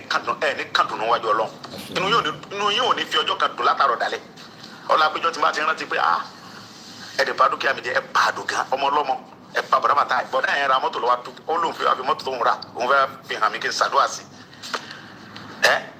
ó gbé dùnú wa ọdẹ pàdé ìbànújẹ́ àti kú òjijì ní ọ̀pọ̀ àgbóyè àtàwọn ọmọ yìí gbogbo ẹ̀tẹ̀ wálé mi lórúkọ yẹn àti Yíbò ti bẹnu yín ni o àti Fúlàní nínú yín o àti Haúsá o àti Yorùbá o ikú òjijì ní ọmọ ọ̀pá yín tọmọtọmọ láṣẹ Ọlọ́run àdúrà mi síwájú Ọlọ́run nìyẹn àti gbogbo ẹ̀ olóṣèlú tẹ̀ ẹran wa pátápátá ikú òjijì ní ọ̀pá yín tọmọtọmọ ẹ̀ ń dààmú táyọ̀ fìtá ni àti gbogbo ẹ̀ olóṣèlú tẹ̀ ń dààmú mẹ̀kúnnù láàmú torí pé mo sọ pé ẹ̀ ń dààmú mẹ̀kúnnù láàmú ẹ̀ fi bí pa àwọn yẹn ẹ̀ fún wa security ẹ̀ ń jí wa gbé ẹ̀ ń rí pa àwọn ìyá wa ẹ̀ ń ba gbogbo oko wọn jẹ́ ẹ̀ ń ba dúkìá wa jẹ́ ẹ̀ ń lè dìgbà lọ pa mí fò àbí ẹ̀ ní sí oríire ẹ̀ ní nísìmí tẹ́ fi kú ọ̀kan yóò ní balẹ̀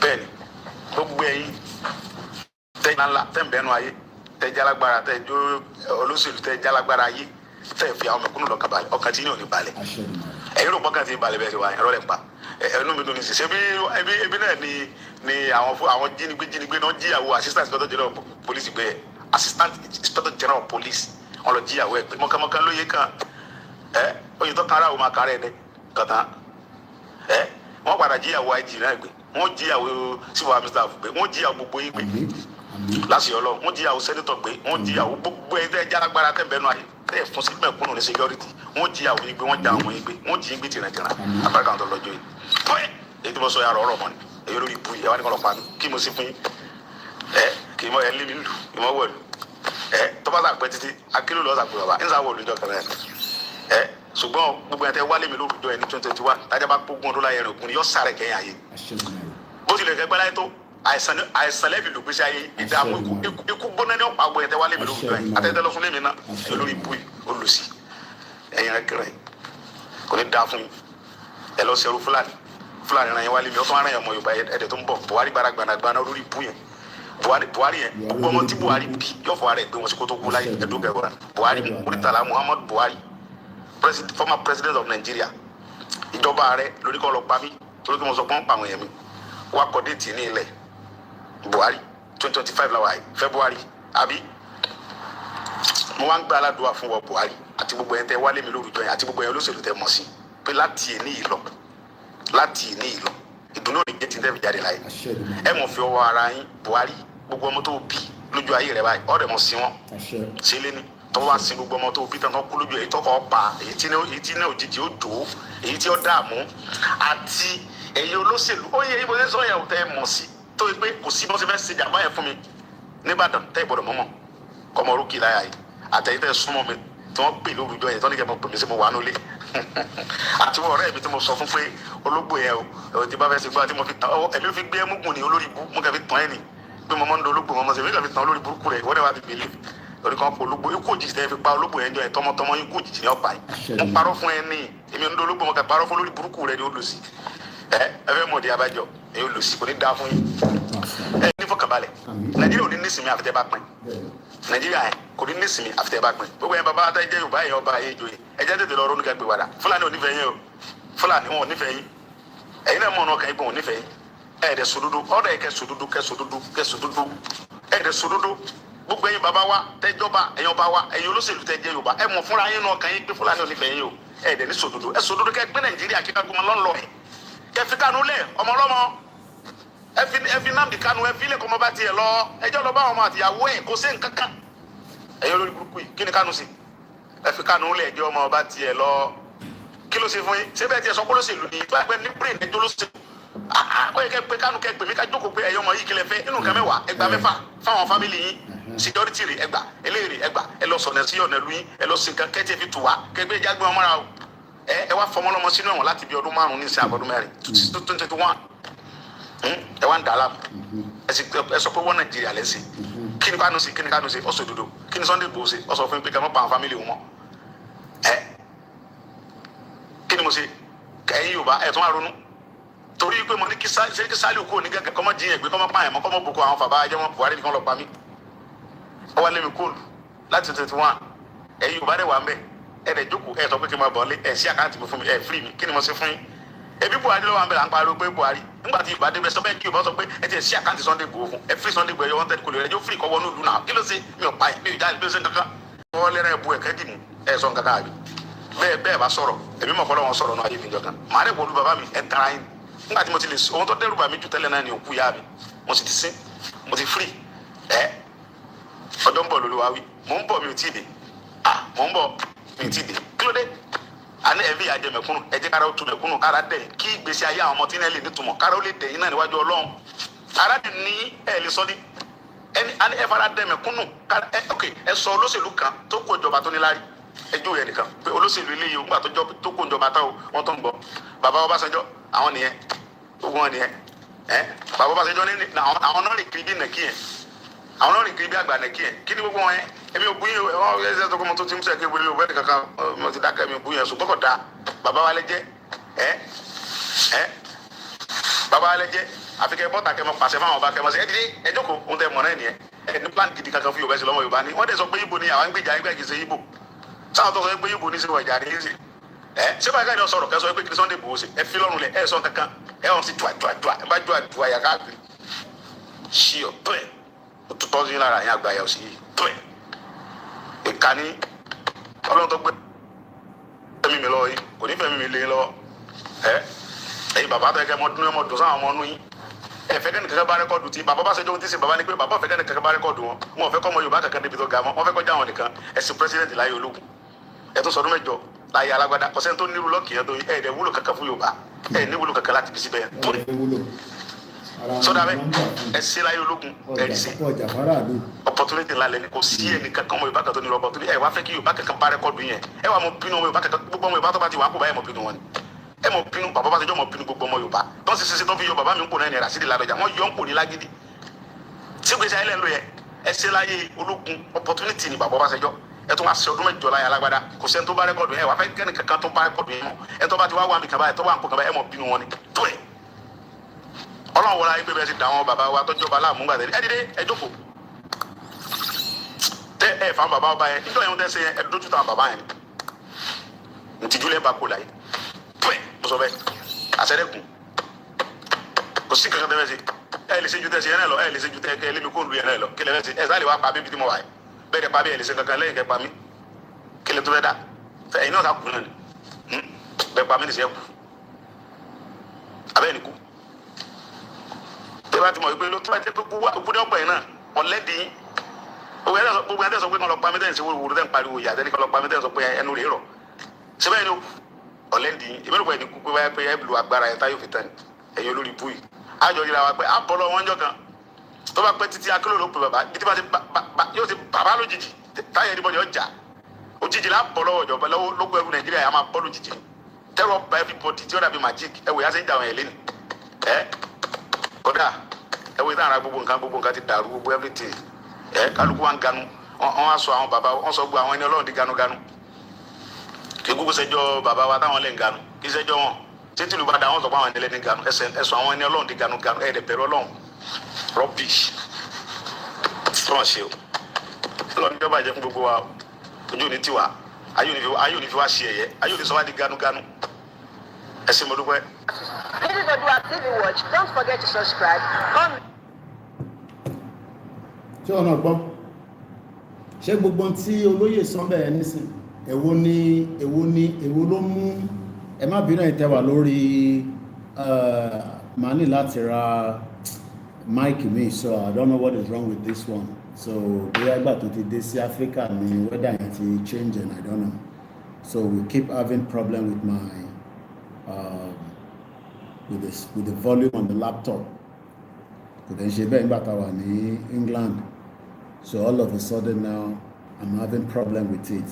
So màá ní láti ní kó bá mi get maybe another external mic ká lè máa lò. So cause mo mọ̀ tó fa ilé tí à ń lò nẹ̀sìn tí gbogbo ẹ̀ ṣe balabala bólúbólú. Ẹ má bínú sí wa. So now mo kí gbogbo àwọn àtàwà lórí ìjókòó lẹ́ẹ̀kan sí. Kí ni Sunday Igboho ṣe? What is the offense of Sunday Igboho that warrant his life and the killing of 2 people and the dead body have not been returned as we speak right now? That also led to him being chased out of Yoruba land. Ara ọ̀dẹ̀ fi gbogbo wa. And people continue to live in Yoruba land while Sunday Igboho is outside. Àbí? Ẹ̀bẹ̀ ẹni kò kàn yín ní àbí? Àbí bẹ́ẹ̀ kọ́? Okay. All right. Wọ́n ní tó bá di ìgbà tí akálòlò àbí bàbá ṣe sọ́kọ́ nìyẹn. Akálòlò tó bá díjọ́ kan á pé kọ̀ pé bàbá òjijì la máa bá gbogbo yín. Òjijì ó kù díẹ̀. Ẹ̀yin tẹ́ wà nílé ẹ lọ múra sílẹ̀. Ẹ lọ lo traditional Yoruba medicine. Ilé ìṣòro mo lè ṣògùn lọ lo ìyọnú tó dá sára torí pa máa jáde nígbà tásìkò bá tó tí kò ní pẹ́ mọ́ tó bá ti fún wa ní announcement. Olórí burúkú Instagram ọmọ àlè fídíò tá a ṣẹ̀ṣẹ̀ tán nísinsìnyí wọ́n ti gbọ̀n yọ on bastard. Àwọn fọ́ọ̀títọ́ gbogbo yín lẹ máa jìyà. Facebook ajẹ́ ṣé géèyà ó kù díẹ̀ àfikẹ́ ẹ má ní ẹjọ́ ṣẹ́jà àfihàn sílẹ̀ ó kù díẹ̀. Ẹni máa kú máa pàdé ẹni máa pa òun lọ̀rọ̀ tó wà lẹ̀. Ó kù díẹ̀ ni mo sọ fún gbogbo yín. Kẹ̀rẹ́ international community yẹn ó kù díẹ̀. Orílẹ̀ wa láti máa perform kò ń ṣe England. Èyí tí mo lè ṣe ní England mo lè ṣe lórí ilẹ̀ mi. Tó kù díẹ̀ ẹ jẹ́ ká fi hàn sílẹ̀ bẹ́ẹ̀.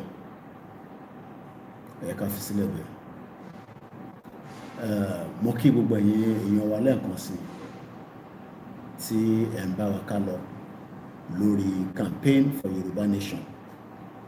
Like I always say, enemy pọ̀ fún wa gan. Kò ń ṣe enemy kan là ń bá jà. We are fighting multiple people. Tọ́mọ̀ pé tí ìran yìí bá ti bọ́ báyìí, that is going to be the end of the straw for them. Tí Yoruba nation bá ti wà, Odùduwà republic, Odùduwà kingdom, ní láǹfààní pé fẹ́ lọ sí Europe. Kí lẹ fẹ́ lọ ṣe ní Europe? Kí ló ń ṣe ní Europe? Tá bá máa lọ sí Europe, a máa kọ̀ ṣọ́lúdé lọ, a máa padà ní. Ẹ̀yin ò tún ní láǹfààní pé tó lọ jókòó síbẹ̀ báwa ṣe wà ń bẹ̀ for 25 years. Ẹ fi pé while I was there for 25 years, ó fi pé mo ṣeré ń bẹ̀. À ń ṣiṣẹ́ bí kúrò ni.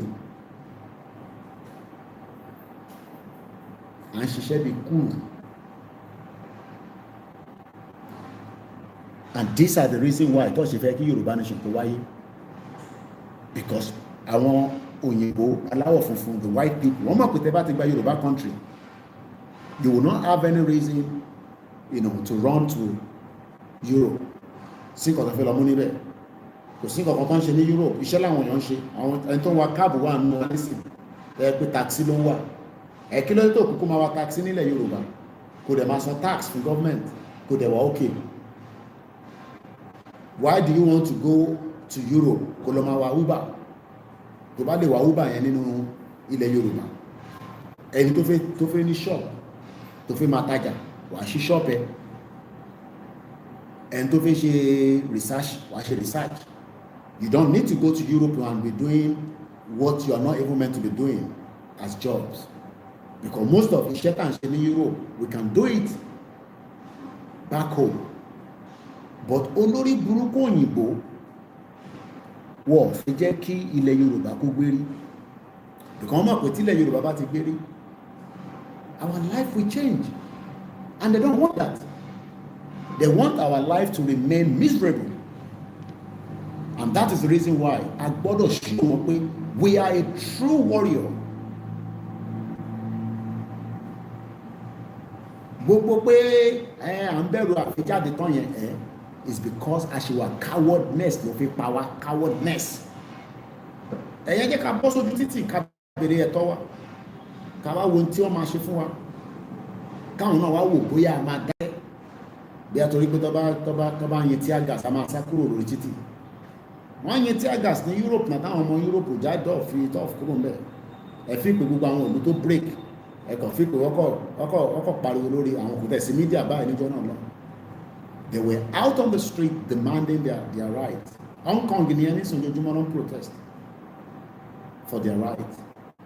Àwọn fi pé freedom yẹn kọ́ máa mú léyìn nínú yàrá yín níbi tá a wà, níbi tí gbogbo wa ti ń jókòó táwọn program. Everybody must tell somebody to prepare for the exit of the Yoruba people out of Nigeria. We don't give a toss about whatever your governor feels. Because our governors, our governors has no. We don't have any damn relationship with them because they can see the influx of Fulanis on a daily basis. Ibadan trailer lot of people walana. She America shouldn't deport everybody. Listen, don't deport anybody down because Donald Trump need their aliens. We need one in America. And to West America, like visa, so that don't come into the America as an illegal immigrant. Yẹ̀lá wa fi ń ṣe la fi ń ṣayọyọ. Táwọn sọ pé ká gba country, táwọn kan sọ fún wa pé ká shut up, kò ní dá fún bàbá ẹ̀ ìwọ tó bá ní ká shut up, kò ní ṣoríire. You don't know who is who, olùkàlùkù kàn wọlé. Ìwọ tó wá jẹ́ ọmọ Yorùbá nísìnyí tó bá fi gba border kọjá nísìnyí wọ́n máa bí ẹ pé where is your Nigerian passport? Àwọn olùṣọ́ lórí burúkú immigration tó bá tọ́kú sójú títì, àwọn Fúlàní tọ́kú sójú títì fún yín lẹ̀. Not last week, a week before I traveled, àwọn ọmọ wa tó lọ record ní Yewa, ọwá ń bọ̀, àwọn méjì, immigration wá dá wọn dúró, ọwá ní kọ́ bọ́lẹ̀ ní mọ́tò. Àwọn béèrè passport àwọn yẹn wá ní kí làwọn fẹ́ fi passport ṣe nínú Nàìjíríà. Àwọn travel outside the border náà nínú Nàìjíríà làwọn ṣì wà. Lọ́ní kọ́ bọ́lẹ̀ nínú mọ́tò bọ́ ṣe pè mí nìyẹn ní kọ́ bí sọ fídíò kọ́ wọ́n bá immigration náà sọ̀rọ̀ Yorùbá ni kò tẹ̀ ẹ̀kọ́ fi gba call àwọn táwọn ẹ̀pà báwa ṣe wà báyìí ní ara ń kan Gaza wa any little thing la fẹ́ kó spark bàbá kí Tóyè ló ń kó dẹ̀ mọ́lẹ̀ a dẹ̀ nífẹ̀ẹ́ bàbá mo ní kó gbé sí fídíò call lẹ́sẹ̀kẹsẹ̀ mo kàn connect olóyè mú láti Germany torí fídíò olóyè báyìí àwọn aláwẹ́kàn mi ládùú Èkìtì olórí burúkú bọ́m̀bà sàrọ́mọ Yorùbá immigration officer àwọn èèyàn sọ Yorùbá sí ẹ pé inú Nàìjíríà làwọn wà àwọn lọ rìkọ́ọ̀dì mi àwọn padà lọ́lé mi ó ní wọ́n rude wọ́n sọ̀rọ̀ dáadáa kìnnìkan lólóyè ní kò fọ́n sílẹ̀ mo tẹ̀ ní kó lóyè máa lọ lóyè nínú mọ́tò yẹn gbọ́dọ̀ move kó tó kúrò lórí line life ni mo gbọ́ lóyè tí ẹ kó rí bẹ́ẹ̀ how many people like that on dá dúró èèyàn máa lè tá à ń sọ fún pé ká gba country yín lòṣì tí immigration dá yín dúró lójoojúmọ́ ṣé gbogbo ilẹ̀ máa ní access sí nọ́mbà mi ṣé gbogbo ilẹ̀ mọ̀yàn lẹ́ máa pè yàn ẹ imagine tó bá yẹ káwọn ọmọ yẹn kò ṣe àwọn ọmọ tó bá wa ṣiṣẹ́ how many intimidation like that ló ń ṣẹlẹ̀ ọmọ Yorùbá lélẹ́yìí ló bẹ̀rẹ̀ sí sọ pé ẹ nígbà tó lóye wá sékìtì àwọn làwọn welcome olóyè lólóyè náà ò fi gbogbo yẹn kí làwọn ọmọ yẹn ṣe bẹ́ẹ̀ ni kí wọ́n mú passport jáde wọ́n ṣe fàwọn ọmọ yẹn sílẹ̀ nìyẹn olóyè make sure pé mọ́tò yẹn move ká tó kúrò lórí call yẹn video call. This was 2 weeks ago. 2 weeks ago precisely ṣe bá rántí program táwọn ọmọ yẹn lọ record ní Yewa àwọn team wa Koikimedia. All this intimidation continue within Yoruba land and whereas they not àwọn olùṣolórí burúkú Fúlàní kan wọ́n wọlé kò sí pọ̀ bí immigration officer ti sá kúrò ní border pọ̀ bí bàbá wọn dákọ́dún ní border táwọn Fúlàní bọ̀ á yìnbọn fọ́ orí wọn ni orí ilẹ̀ tiwa ẹni kan náà lọ ti intimidate wa you are travelling between Benin I'm intimidating you. This was 2 weeks ago. Mo dẹ̀ jẹ́ kí bàbá yẹn mo kàn connect olóyè ni and luckily lẹ́sẹ̀kẹsẹ̀ olóyè pick the video call ni mo lólóyè ní kí ló ṣẹlẹ̀ mo ní àwọn immigration ọ̀dà àwọn ọmọ yín dúró àwọn ọmọ yín tó lọ record wọn náà bá wọn dúró fún kíni lẹ́sẹ̀kẹsẹ̀ tó rí fídíò lóyè báyìí ló yí òun padà bàbá nígbà tẹ wá sékìtì àwa la welcome yín lẹ́kìtì for the fact that àwọn ọmọ yẹn sọ pé inú Nàìjíríà làwọn wà wọn travel outside the border. These are the problems that many of you are facing. Táwọn ní ká yanjú ẹ̀ so that báwo lọmọ Yorùbá ṣe fi máa travel within Yoruba land ẹ̀rọ á máa bá yín within Yoruba land Yewa lọ outside the border they are still within Nigeria in Ogun State but the immigration kan fẹ́ show power ẹni wọn rúdù sóhun làwọn ìyá tó wà ní mọ́tò yẹn láti máa sọ fún mi pé irọ́ ló ń pa o pé kí n má believe àwọn ọmọ yẹn wọ rúdù sí o nǹkan kan bẹ́ẹ̀ yẹn bí ọ̀rọ̀ pé irọ́ làwọn ọmọ yẹn pa nígbà táwọn yẹn sọ pé àwọn ọmọ Ìgbòho làwọn bí ọ̀rọ̀ pé irọ́ là ń pa ẹ bá spokesman Ìgbòho sọ̀rọ̀ ẹ̀rọ níta ní spokesman kò ní dá fún bàbá tó bí ọ̀rọ̀ ní ṣoríire bàbá tó bí ọ̀rọ̀ ní ṣoríire ìtàmà àwọn èèyàn síbẹ̀ ní síta máa da gbogbo bẹ̀rẹ̀ rú lẹ́sẹ̀kẹsẹ̀ àwọn mẹ́ta lápá máa rán síbẹ̀ la máa da gbogbo ẹ̀rù nídìí gbogbo yẹn kò ń ṣe báwa náà ní wèrè lórí a fẹ́ ṣe nǹkan to the protocol la ṣe sọ pé kí gbogbo wa lọ múra sílẹ̀ èmi náà ń bọ̀ nílé àjọmáṣe rálì yẹn bí àkàmá sọ fún yín pé Koiki máa jókòó sí lóyìnbó kí mo fi máa ṣe nílò òyìnbó mo ní journalist máa ń tẹ̀lé story mi ó ṣe bí tèmi èmi ń bọ̀ nílé tó bá ti bàbá kí tí bá ti padà lọ London tí bàbá kí ló ìbá ní rálì ń bọ̀ báyìí mo ra ticket mo ń bọ̀ nílé àjọ máa wà ní front ni àjọ máa gbá front ni àjọ máa gbá front gidi ni ká máa demand for our right so èmi ò ń ṣe àwọn tó máa sọ fún yín pé ẹ máa lọ no mo wà ní Africa báyìí ní Africa ni mo ṣì wà mo ì tí padà sí London ní Africa mo ṣì wà à ń bọ̀ sí mo ní mo dé tán sọ fún mi pé mo ní dé ìwọ ló máa sọ fún mi ebi ní máa dé ìwọ kọ́ ló máa sọ fún mi pé gbà tí máa dé tọ́bádẹ̀ ní lọ́ máa mú ọ̀lá lọ́ máa mú ni tọ́bádẹ̀ mú mi náà mo like I said àìmọye àwọn tó tún máa dìde àwọn ṣúkúnú wà lọ́wọ́ wa àwa là ń dè wọn mọ́lẹ̀ ní àwọn wèrè àwọn tó sán lórí ju tèmi gan lọ àwọn ń sọ̀rọ̀ lórí social media ní tọ́ba tún wọn lẹ̀ nísìn within 1 hour nǹkan máa bàjẹ́ gidi a dè wọn mọ́lẹ̀ ní pé kò necessary need yẹn torí nobody has monopoly to violence but a fẹ́ violence a dẹ̀ fi bá nǹkan jẹ́ òun la ṣe ń tó pé ẹ jẹ́ kájọ jókòó kájọ sọ gbogbo ẹ̀yin gọ́ọ̀nà tẹ́ ẹ sọ pé ní ṣúkúnú lórí ìlú tó burú jù lágbàáyé gan wọ́n fa wàhálà níbẹ̀ ìlú tó burú jù lágbàáyé wọ́n fa wàhálà wọ́n fa sùúrùtù gidi nínú ẹ̀ kàmá tí wàá sọ Nàìjíríà and like I said láti ta fi ń ṣe yìí kò sí pọ́lọ́pàá múyàn kankan kò sọlọ́pàá dìtẹ́ nìyàn kan kí nìkan anywhere tó bá ti dìtẹ́ ní bọ́ọ̀dì báyìí ṣúkúnú wọnú bẹ̀ nìyẹn tá à ń bára rì lọ káwọn ọlọ́pàá múyàn kan kí nìkan kò sí pọ̀ bí bá ba ilé ọlọ́pàá náà dá ẹ̀yẹ kó tó tàn yẹn ẹ̀yẹ ká kọ́kọ́ sin màmá náà end of this month a máa sin màmá bàbá ti sin màmá tán a lè finá méjì at the same time. Ẹ jẹ́ ká sin màmá yẹn, kí màmá yẹn ká gbé màmá yẹn, kí màmá yẹn dẹ̀ sọ fún bàbá Akíntóyè pé ó gbọ́dọ̀ gbé wa kúrò nínú Yorùbá nínú Nàìjíríà. That was her last word before she died, according to Prof.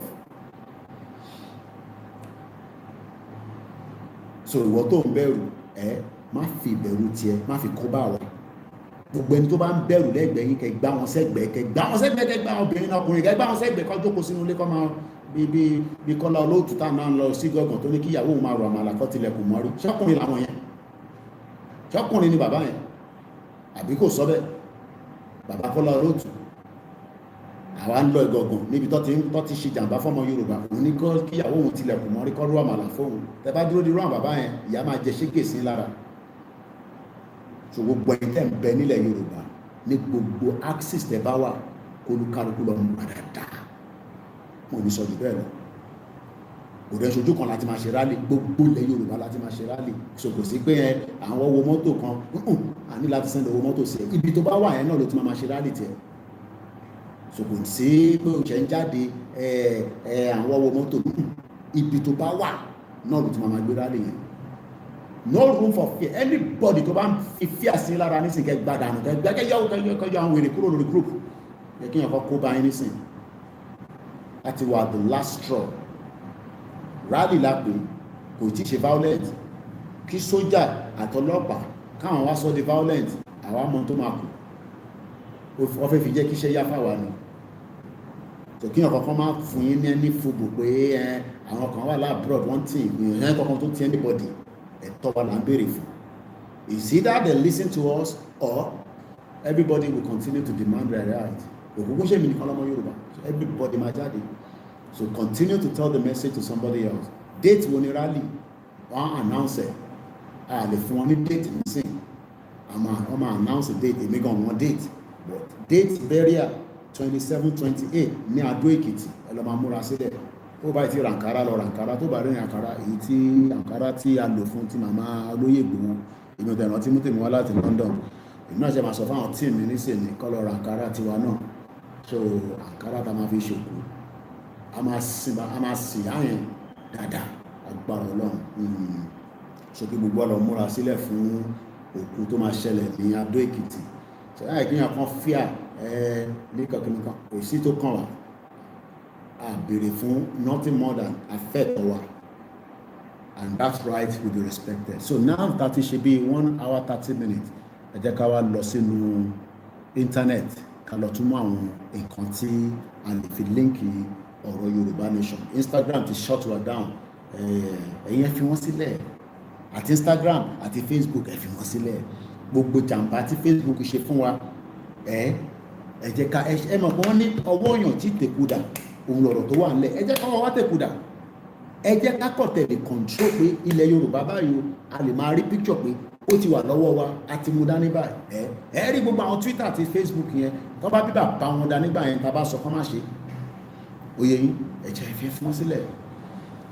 So fún wọn sílẹ̀, ẹ ká lọ sínú ká lọ láì ká lọ tún wo kí ló ń ṣẹlẹ̀ lórí tá a bá ń sọ̀rọ̀ nípa àfẹ́gbà òmìnira. Ṣáwa nìkan là ń béèrè fún ni? Àwọn olúwo ló tún béèrè fún? Ṣáwa nìkan la máa ń béèrè pé a fẹ́ gba independent self determination? Gbogbo ilé ìta bá ní self determination èèyàn lè kà á, bọ̀ pé action ẹ̀ ojú títì ló ti máa ṣẹlẹ̀. It has to be on the street, on the road, because nobody is coming to support you and nobody is going to give you anything. Tẹ́ ẹ bá ti jáde. Now, ẹ jẹ́ kí n gbé yín lọ sọ́dọ̀ àwọn. This is 5 days ago. Mo sọ fún yín pé this is an international platform. This is where you will learn and understand that so kò tẹ́ ń ṣe Yorùbá nìkan ló ń fẹ́ dá dúró. No. Kò ṣáwa nìkan la fẹ́ dá dúró. Àwọn tó fẹ́ dá dúró pọ̀. Ó wá kò bẹ́ ṣe fẹ́ dá dúró.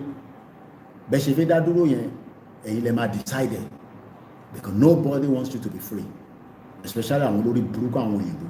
Ẹ fi pa àwọn òyìnbó fẹ́ kẹ́ free ni, ọ fẹ́ kẹ́ free ni. David Lammy sọ fún yín pé after 50 years Nigeria máa dá. Báwo ni David Lammy ṣe máa sọ fún wa pé after 50 years Nigeria máa dá? Ṣẹ́rí pé síkánná wà lórí ẹ̀. Sikona wà lórí ẹ̀. So now I've typed in on Google self-determination, just normal search, and I went to the news. This is how we pick information. Màá wo kí ni nǹkan tó ń sọ nípa self-determination. Mo kí gbogbo ẹ̀ńtẹ́ kí mi ẹ má bínú pé mo dárúkọ nǹkan ìpínlẹ̀ nǹkan tá bá ti wọnú spirit lọ.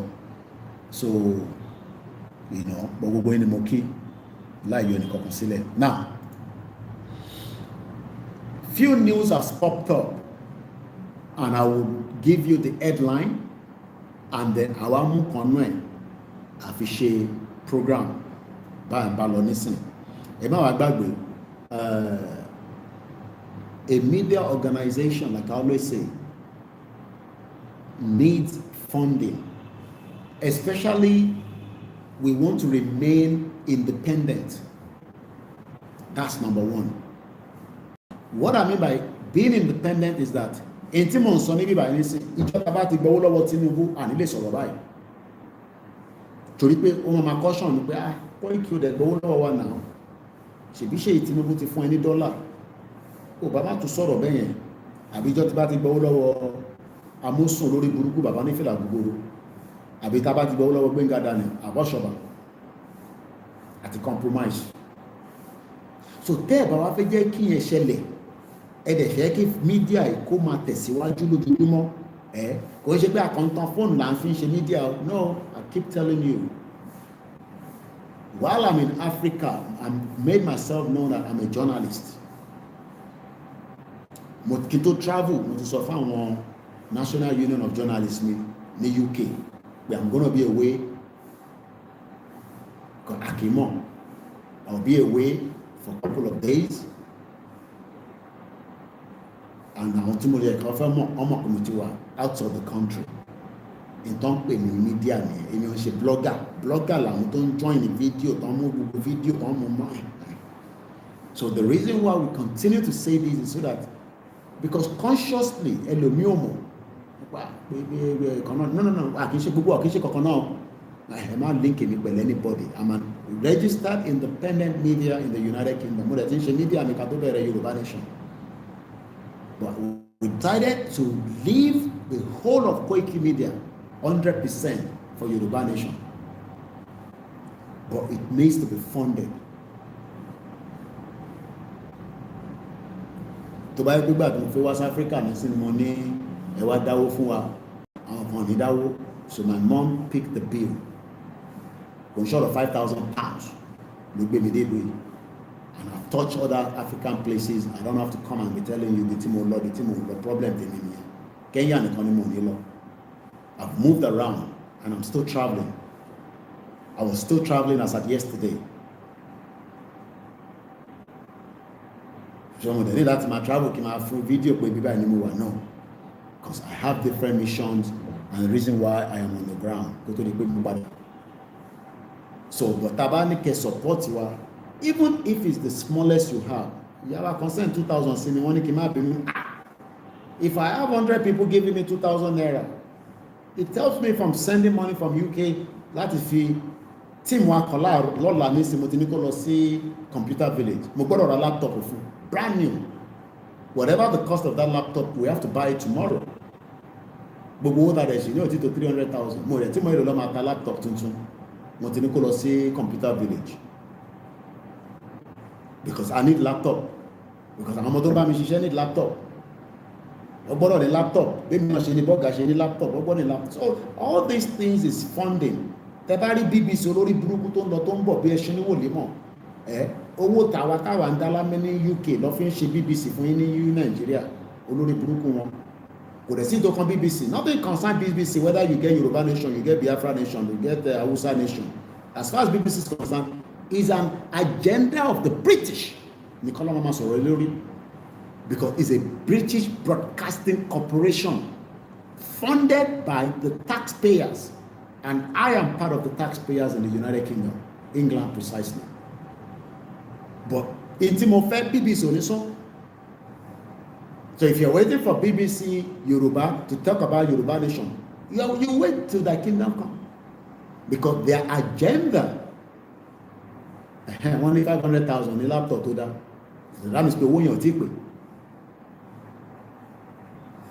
ìyẹn rẹ̀ gbọ́dọ̀ bí 300,000, ẹgbẹ́ wọ́n ti ń sọ fún mi pé 500,000, ọ̀tẹ̀ tí fún mi ní price, mo ti ní kọ́ lọ fún mi ní price mẹ́ta, and I gbọ́dọ̀ ra laptop yẹn because I need it before the end of this month, because mo ti send àwọn camera kan wá sílé tó máa fi ṣe live stream, especially our first event tó ń bọ̀, which is the òkú ìyá wa tó kú, Mrs. Juliet Akitoye. Àwọn òbí kan wà a lè máa fi phone record, kò dẹ̀ ṣe laptop for recording nìkan, for other editing and a lot of different jobs that we need it for. So tàbá ní kẹ́ support wa, ẹ má rò pé owó tó kéré tàbá fún yín, tàbá fún Koiki lówó bí owó yẹ kéré jù, no, kò sówó tó kéré, because ẹ̀yin náà ní different expenses tẹ́ ń ṣe. But the reason why you are supporting this media is because you want this media to continue to propagate into non-official, which is the campaign for Yoruba nation. Àwọn tó ń show that things lórí platform wọn, they have their right. Platform yìí àwọn onítajà, àní polówó ọjà kankan for anybody. Àgúnmu lẹ́ ń tà ní ìtẹ̀báńtà ẹ máa tà, ọ̀nà àfàlùbáríkà sí, kò sí bẹ́ẹ̀ láti máa polówó àgúnmu fún yín. Tí bá mention àwọn product kankan lẹ́yìn kankan bí àmú kọfí náà, àtàgúnmu ní bíbà, àtẹ̀pà ní bíbà, àdẹ̀ta kúlíkúlí, ìtàǹtà níbà ni pé ẹ bá wa sọ̀rọ̀ Yorùbá nation fẹ́ lómi. Tó bá yẹ pé bí ta lówó ni, while I'm on the ground now, ó yẹ ká máa reproduce àwọn videos mi ni. But kò sówó. Olóṣèlú nísìn ti prepare for 2027. Olórí burúkú ni wọ́n, owó wa náà la máa fi ṣe 2027. Gbogbo owó tó ní kó fi ṣe project. Ẹ lọ ka David Odoye, I might not agree with him, but ẹ lọ ka gbogbo àwọn exposition tó gbé jáde nípa this USA, àwọn olórí burúkú gbogbo owó tí America tó fi fund the destabilization of Africa. So bí Trump ṣe fẹ́ cut owó yẹn, I'm happy. Disconnect all this money because it's not making any impact in our lives. Kàkà bẹ́ẹ̀ ó destabilize one. What we need from Trump is for us to be free. And if àbájáde Trump kò ní support wa, ó máa support kò ní support àìtí mọ̀. Trump dẹ̀ ní ṣánkọ́rán lórí. Táwọn àbájáde ní ìsìtariwo bá pọ̀, kí ló ń ṣẹlẹ̀ l'Africa? It's Nigeria, what's going on there? Yoruba people wants to go, Igbo wants to go, Hausa wants to go. Is that the reason why they are killing them? Or is that the reason why? Go and break it up. Ìyẹn kan tún bèèrè pé what is the next step? Gbogbo tá à ń sọ látàárọ̀ ẹ̀gbọ́n rárá, ṣẹ̀ṣẹ̀ wọlé ní sàn. What is the next step? Next step náà kọ́ là ń sọ̀rọ̀. Ìta tó important ní bá ṣe máa support the platform anyway. So ẹ̀yin tẹ̀ ń fún wa ní support, mo dúpẹ́ lọ́wọ́ yín. So ẹ má rò pé a bá fún yín 2,000 naira ó kéré. Èèyàn méjì ló send owó nísìn tí mo fi ní bí 260,000. Wò kò tí ra laptop ọ̀hún gan nísìn. And I need to get that laptop because mo ti ń push laptop yẹn láti December. Àná àmà rà ní December, àráyé rà. January tuntun tó tán. So ó ti di impending issue tàbí láti resolve. And we are sorting a lot of other things out. So, and ìwọ tó fi tọrọ owó lọ́wọ́ mi mọ̀ lówó bá wọn fi fún anybody. I have 25 working staff in Nigeria and within Africa. 25, and they have to be well equipped, and I have to pay them to the standard. So, tí bá fún ẹ, mo kàn fún ẹ ni, tí bá fún ẹ, má fi ṣèbínú. Because ilé-iṣẹ́ ni bíbá kò ń ṣe àṣì lórí stock market. Mo ń ṣe CNN nísìn. Adenuga àbí kílẹ̀ pé Mike Adenuga tó ní Globe, ó lè tó ń fund CNN. Ibẹ̀ ló ti ń ṣe advert ẹ̀. Tony Lemelu ó ń ṣe advert lórí CNN. Dọ́là ló fi ń sanwó fún CNN. So má wá sórí Koikimedia kó wá sọ pé kí fún ẹ lówó mọ̀ fún ẹ lówó má fi ṣèbínú. Tábà ti dáná bá ti gba country máa mọ bí ṣe máa sọ́ọ̀sì owó mi láti fi ṣe tí mo fẹ́ ṣe. Mo kí gbogbo ẹlẹ́kùn sí. So let's go back to the news about self-determination around the world. According to this Arab website, because Arabic ló fi kọ, seminar in Salerno, Italy, reaffirms the Sahrawi people's right to self-determination. Àwọn ọ̀rọ̀ ń pè ní Sahrawi is in between Morocco. Àwọn yẹn tẹ̀ ti jáde bí pé wọ́n ti gba. Morocco is still holding part of their land, but they are already running as a country. We don't want to have a Yoruba country where we have half of Yoruba land. Don't say Yoruba country. then the rest is not part of Yoruba land. No, we don't want that kind of thing. We want a full geographical part of Yoruba land embedded into a Yoruba independent country. Fegba country dey be pé a máa ní Kwara ò ṣe part of Yoruba land. Kwara is part of Yoruba land. Wọ́n bí bàbá wọn dá.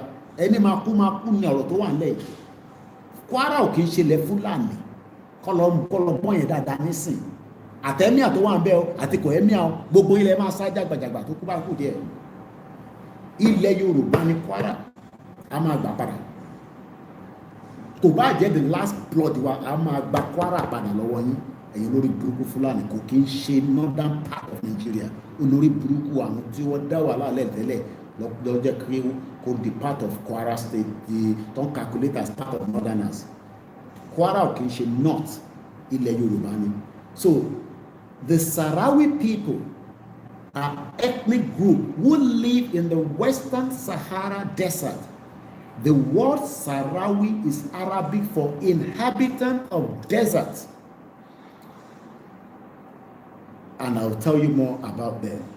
But right now, they are having what they call a seminar somewhere in Italy. Can one discuss right to self-determination? Push. If you don't make effort, nobody talks about you. If you want the world to talk about us, àwa kọ́kọ́ gbọ́dọ̀ wọ́n ní ẹni tí tó bá ṣípá ní bàbá ẹ̀ máa ń ṣe kí ni ẹ bá ń parí òwe yẹn ẹ̀wọ̀n pàwọ́ àti jẹ́bọ́gà gbọ́ òwe dáadáa. So we're going to come back to that. Let's go to the next headline.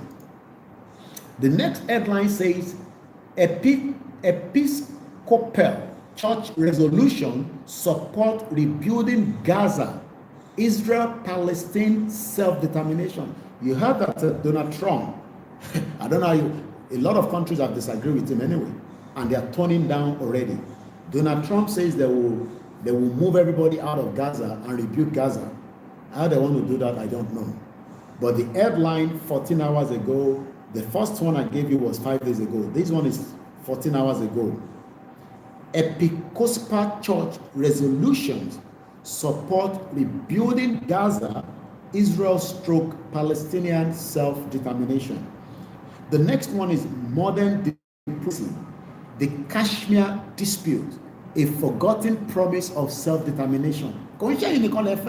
Freedom. Many people around the world are asking for freedom. So if you think that you sit in your corner, you are fearful, Yoruba nation. Inú bí tá máa jókòó sí nìyẹn tí Fúlàní máa fi kọ́ńkà gbogbo wa torí lórí burúkú àwọn tó jẹ́ politicians wa gbogbo wọn ti ta gbogbo wa dànù. So most of them, it doesn't matter to them, if Yoruba land is successful or not. As far as they're concerned, they're doing very well. So let's see what this is all about before we go to Egypt. Urge respect for Palestinian right to self-determination. Egypt is often àgbáyé pé ẹ respect our Palestinian right to self-determination. But let's first read about the modern diplomacy. And it says the Kashmir dispute. There is dispute around the world. It is entirely up to you that dispute is affecting to talk about it and do what needs to be done about it. So let me read. I think I should be reading them so that way we can deal with it one at a time. So let me read this one and I'll go back to the first one. The right to self-determination is a fundamental principle of international law, and for the people of Kashmir, it remains an unfulfilled promise. Unfulfilled promise. Shut up. It's an online discussion. Nothing is going to happen because we have not made a push for it to be a reality to some people. Reality, then they will have no choice than to support. So let's go further. The right to self-determination is a fundamental principle of international law, and for the people of Kashmir, background Kashmir. Kashmir is the northernmost geographical region of India subordinate until the mid-19th century.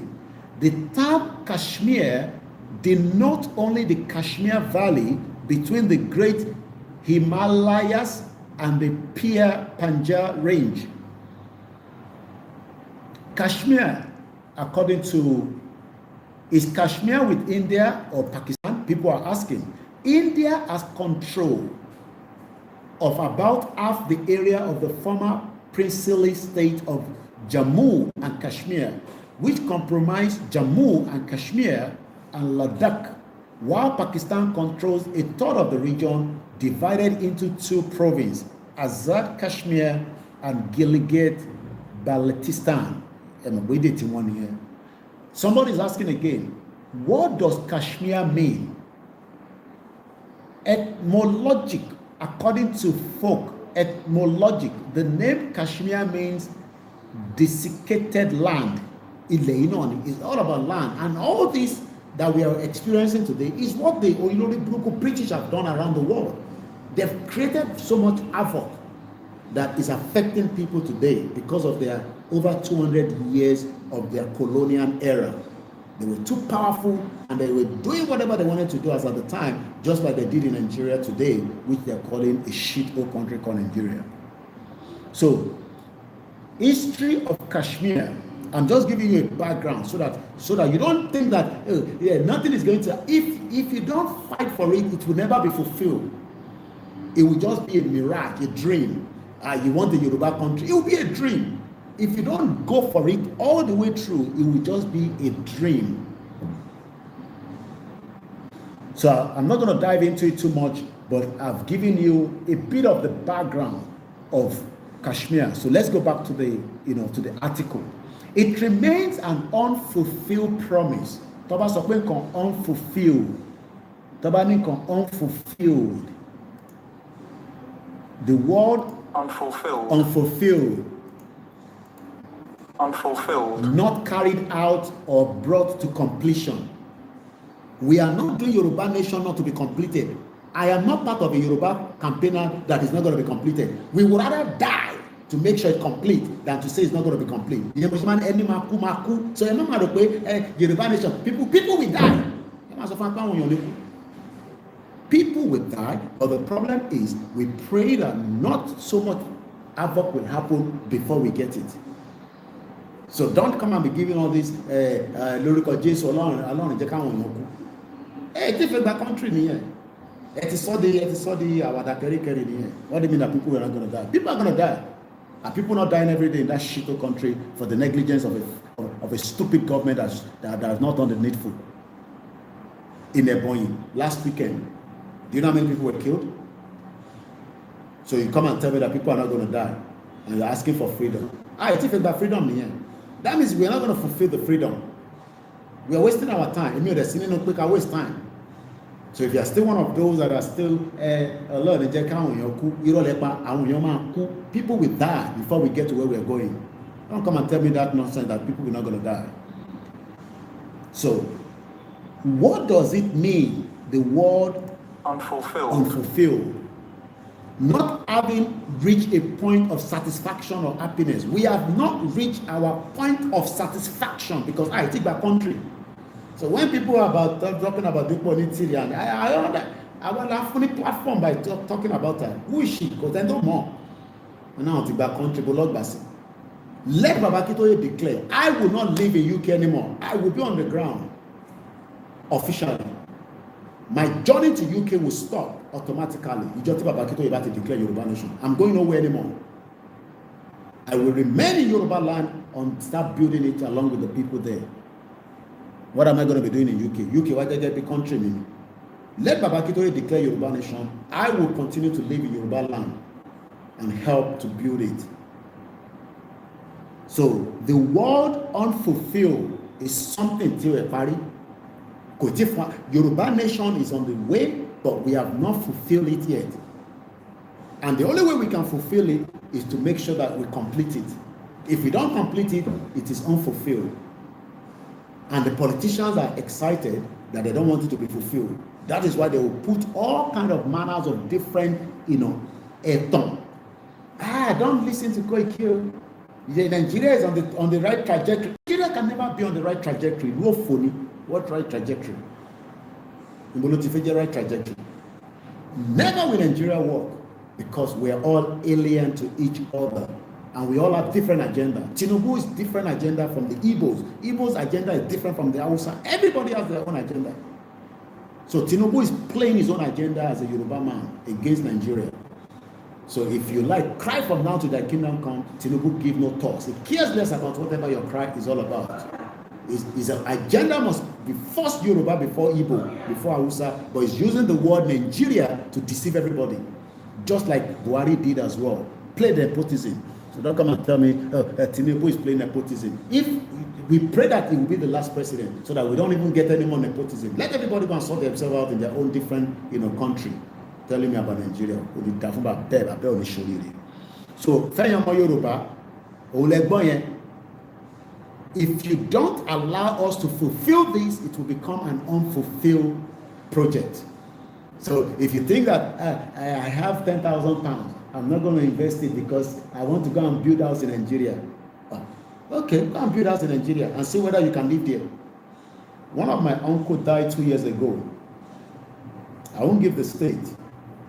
The project he built in his house, in his hometown, he did not live there till he died. So your build house, let's have Yoruba country and let how can you buy a land and after 3-4 years somebody will just come up and say we own the land? All that nonsense is because Nigeria is backwardness. Can I buy a house in UK and after 5 years somebody else will come and take the house? As long as I'm paying my rent or my mortgage. Because they don't want everything to be well documented. Errally. That's why when people say, come and buy land in me, do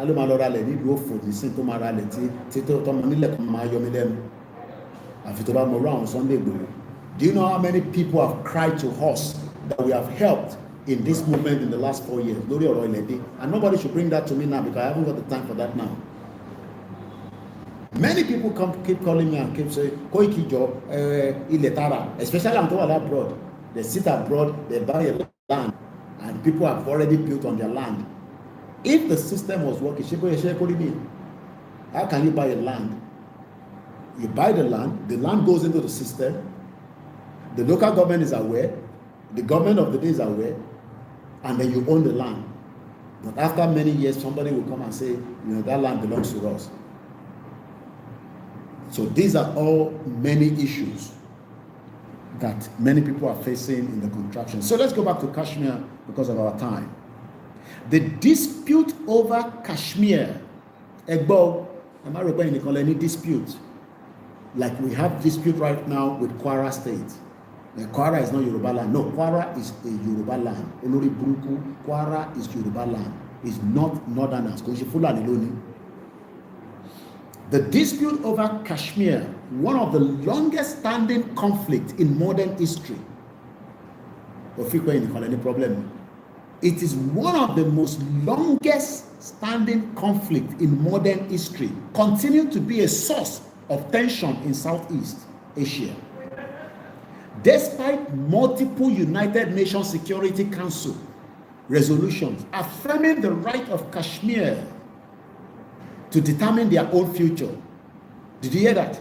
After many United Nations Security Council resolutions, don't say our Kashmir ló níbẹ̀ yẹn. India has consistently refused to implement this resolution, delaying the self-determination process and the perpetuating human suffering. You think that we're going to get Yoruba nation like that?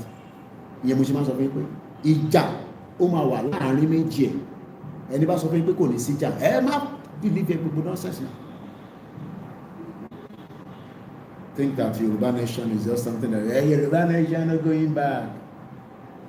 If you like, go and listen to many programs around the Yoruba nation campaigners.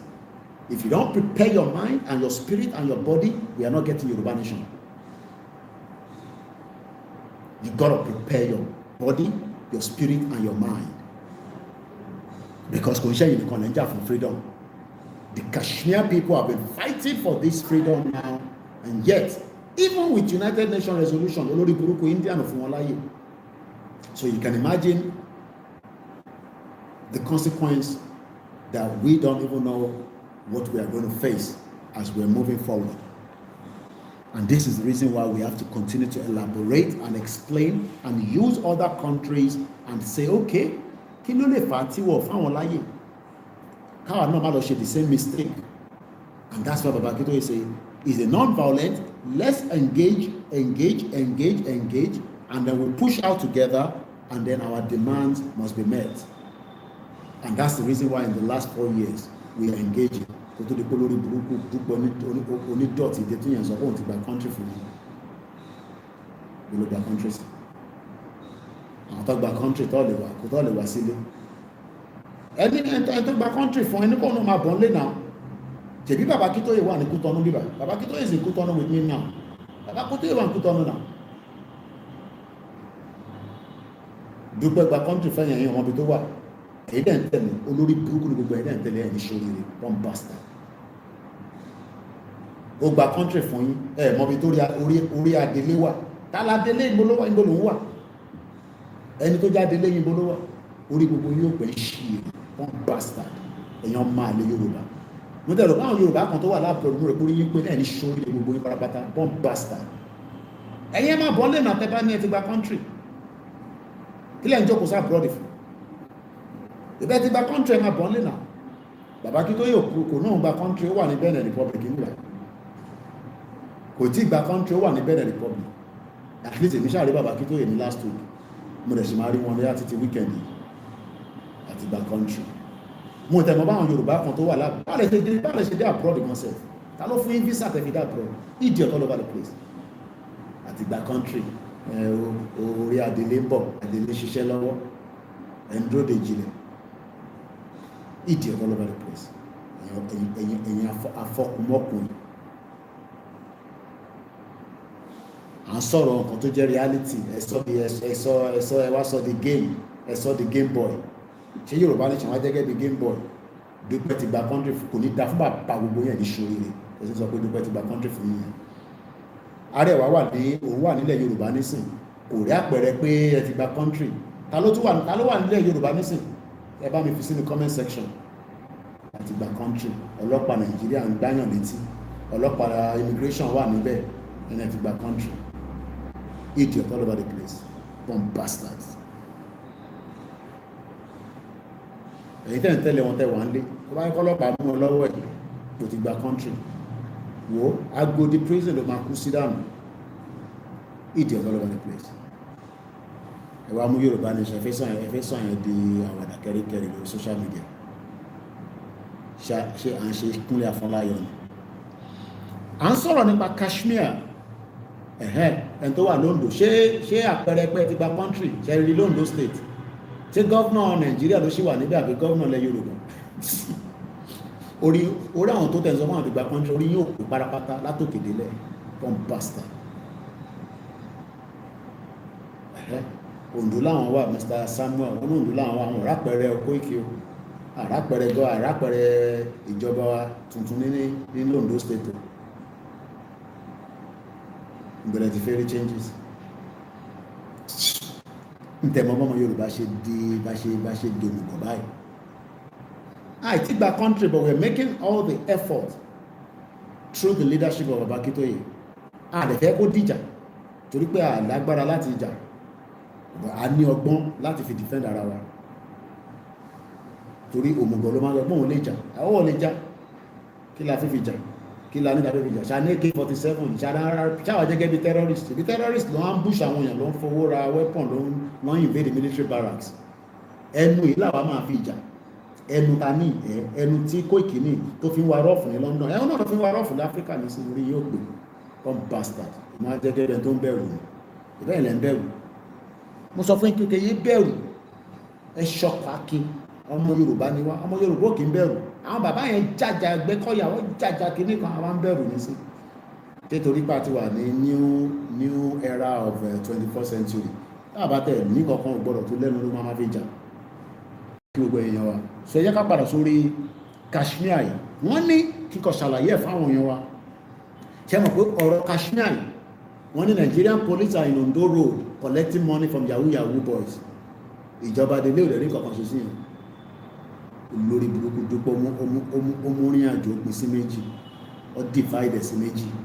Ìjẹ́ kí gbogbo àtọ̀ sójú kan kí tó wá máa hó yáyáyáyá lójoojúmọ́ torí wọ́n fi wà lábẹ́ bàbá kí tó yẹ náà ti gba country àwọn ti declare nonsense. 1947 níjà táwọn ilé tí ń jà tí ń tọ́ tẹ́yìn sọ pé Koiki Yorùbá nation ti pẹ́ jù Kashmir ti wà lẹ́nu ẹ̀ láti 1947 ẹgbọ́n ní sinmi. Historical background of the Kashmir dispute ẹgbọ́n historical background ẹ̀ because mo sọ fún yín pé this is your international platform so that tẹ bá jókòó tẹ ń rò bá ọmọ níta ọmọ àwọn Koiki sọ yìí kò ń ṣe tó easy lóòótọ́ but tá a bá push together a lè dáwó bọ̀ kíyàn kan máa sọ fún yín pé ẹ̀yin tó easy ni ẹ̀yin tó easy ó easy ní Nàìjíríà ní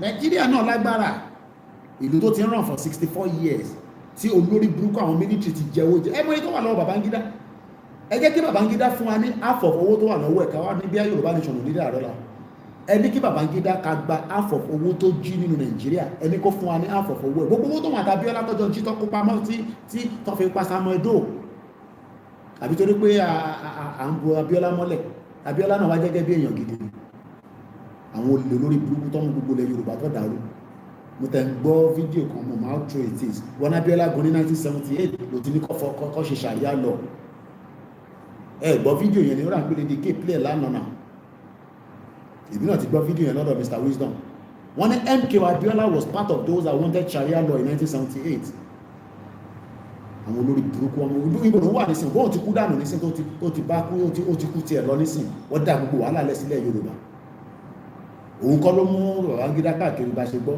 àmọ́ ó true it is tí yẹn fi dẹni tó kú mọ́ nísìn ikú dẹ̀ máa padà pa náà ni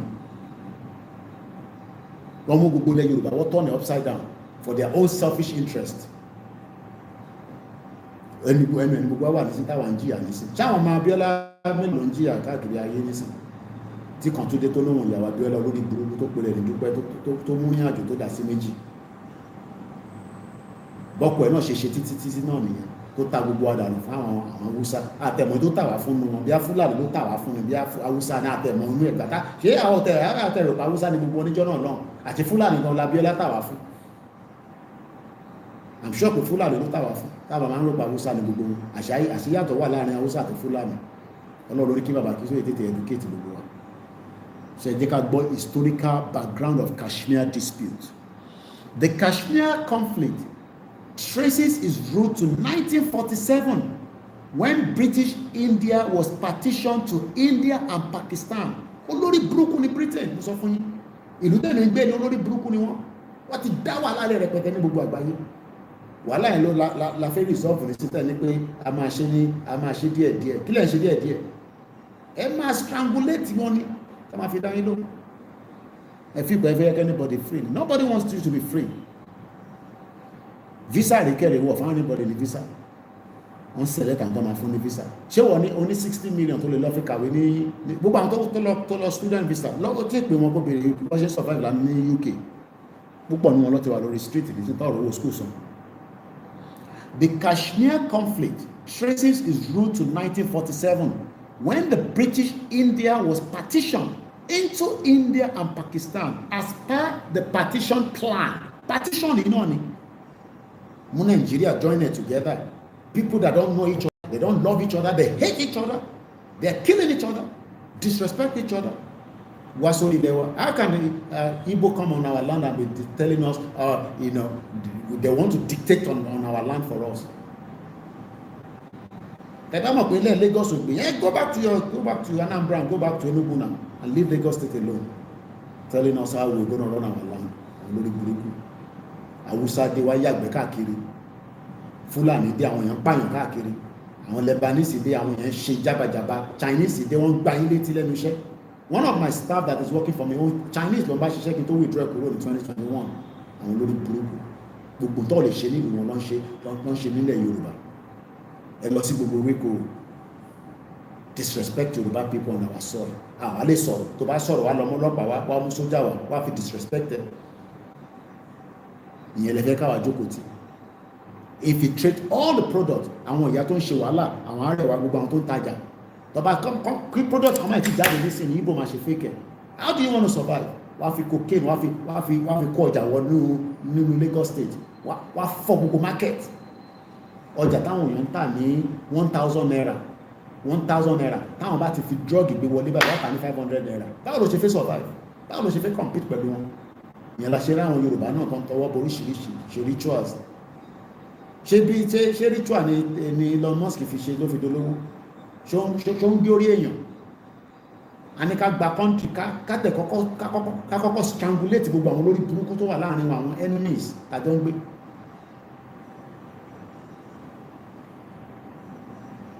Mú gbogbo ilẹ̀ Yorùbá wọ́n turn upside down. Ìyẹn lọ bọ lórí burúkú kan ló ná lọ́nú talẹ̀ fún Igbo. Ọba tó gbá bàbá yẹn létí. Èmi ọmọ rétí ti dàpọ̀ Abíọ́dún ṣe fún ní 6 months. Léwèrè dànù kọ́ ti mọ́lé kó máa sùn kirikiri. Àwọn ọba òfò, àwọn ọba àdánù, àwọn wicked people. Wọ́n ní ilé tó worth 20 million, a ní kọ́ta ní 4 million. Wọ́n ń tà fọ́mọ Igbo. Idiot all over the place. Ẹ̀wà ní káwọn yẹn jẹ́ ká gba Yorùbá nation. A máa lagi mọ́ra wa lórí gbẹ̀yìn ló kù díẹ̀. Ẹni máa kú, ẹni máa yè máa ìbùkún sọ fún yín. Let's continue. Precisely, states were given the option to join either country based on their geographical position and the will of the people. Kashmir, a Muslim majority region, should have naturally become part of Pakistan. However, its Hindu ruler, Maharaja Hari Singh, under controversial circumstances, signed an instrument of accession with India. Cherino, you see where problem always starts? Just like they sign us with Nigeria. Sign us with people that we don't have anything in common. Anything in common. What do we have in common as Nigerians? We play football together. We have nothing in common. Join us together with animals.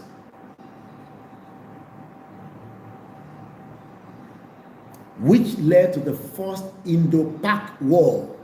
Kẹ̀rí ibi tó gbó ti ń bẹ̀rẹ̀ 1947. Àwọn tó yẹ kó wà pẹ̀lú Pakistan wọ́n lọ join wọn pẹ̀lú India, and that is why Indian is not supporting them, because Indian àwọn Hindu ló pọ̀ níbẹ̀, Pakistan àwọn Muslim ló pọ̀ níbẹ̀. You can see the difference. A Yoruba Muslim is different from a Fulani Muslim. A Yoruba Muslim is different from a Hausa Muslim. And we're here talking about, let's get our freedom. Lórí burúkú Yorùbá kan tó máa sọ fún yín, no, we don't want Yorùbá. Òǹdó de Dayo Israel kó wá sọ fún yín pé ká gba country lórí burúkú ọmọ àlè. Òrùbó náà ṣe múra bí àwọn Fúlàní nísìn, Dayo Israel. Ìwọ ọ̀rí bó ṣe múra nísìn, tó bá yá nísìn wá fún níyàwó kan tó máa jẹ́ Fúlàní ọmọ àlè. Mú gbogbo ilẹ̀ Yorùbá wọ́n turn upside down for their own selfish interest. Ẹ̀wá ní káwà dákẹ́. Àbí ẹnu ẹ̀ lájọ́ wa, kí ni mo sọ, ẹnu ẹ̀ ní gbogbo àjọ wa. Ó kù díẹ̀ nìbọn ró, ẹlẹ́dẹ̀ máa dọ̀yọ̀, ariwo ló máa pọ̀ ni.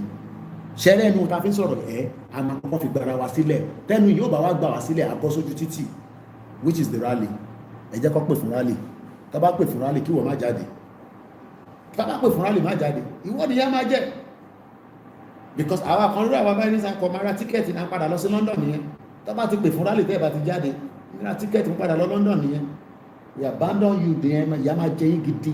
Kò Fúlàní bá tí Tinubu bá lọ tán tá a bá gba Yorùbá nation, tí Tinubu bá lọ tán tẹ bá jẹ́ kí Fúlàní wọlé. Ọlọ́run ọba o.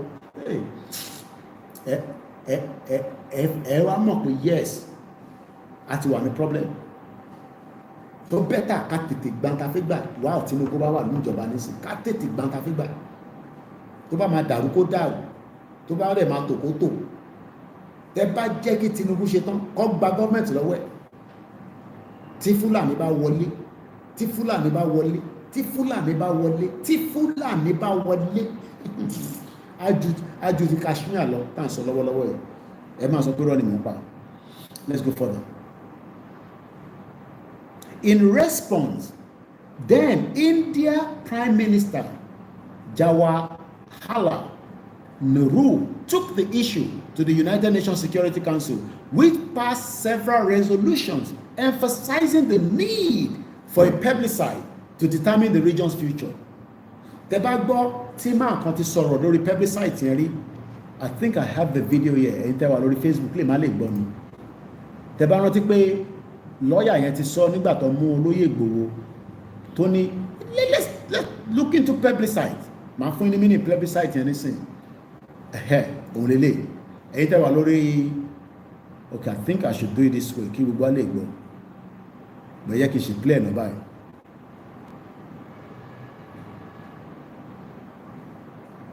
Why are we afraid of a referendum? Referendum simply means that the people buy into the document. So it does not just become plastic. It becomes animated. Okay. It carries the will of the people. The will of the people. It carries their imprimatur. Okay. It becomes legitimate. Okay. It becomes respected. Okay. It becomes autonomous. Okay. It enjoys the will, respectability, and legitimacy of the people, as the American people did. In about 1788 in Philadelphia, when they met. The will of the people. Give the people the will to decide whether they want to remain in Nigeria. If not, you're going to create more problems. Ẹ̀gbọ́n kan tó sọ lẹ́ẹ̀kan sí.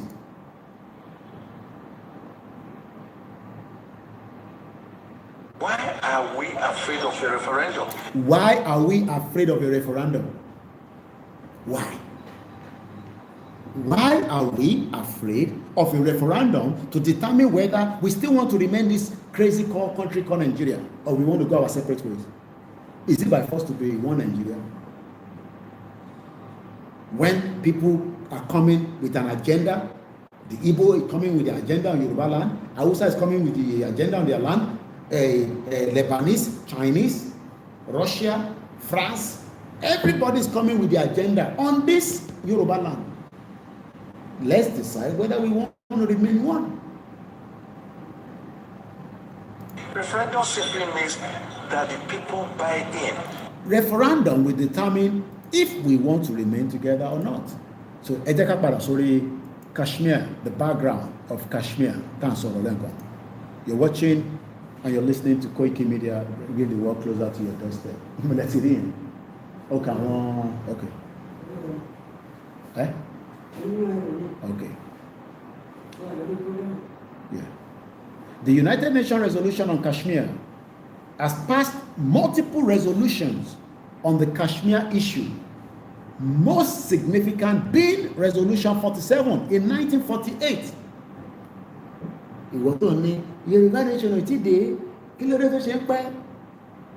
Some people have been fighting since 1948.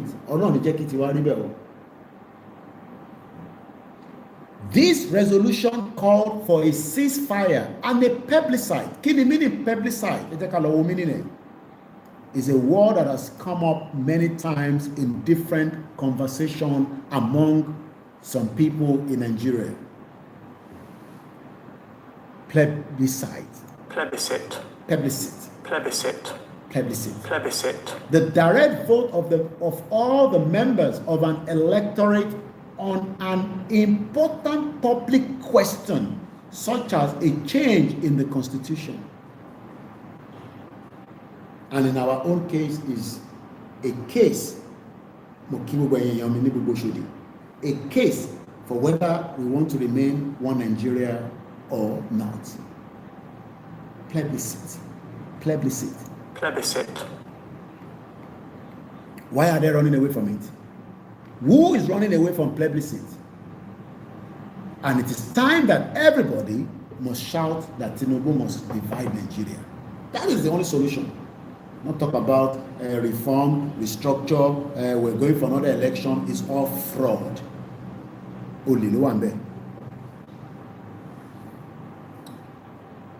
In 1948, there was a resolution that called for a ceasefire and a plebiscite to allow the people of Kashmir to decide their future. We want to decide our future, and some people are telling us, oh, no, you can't decide your future. Have you tell Obasanjo, Olori Buruku, bomb bastard? Have you tell Dele, have you tell Oshaba? Have you tell Gbenga Daniel? Is Yayi aware that you want to have a Yoruba nation? Àwọn olè ti sọ fún. Who are the elders that you are talking to that are going to tell you about Yoruba nation to go or there?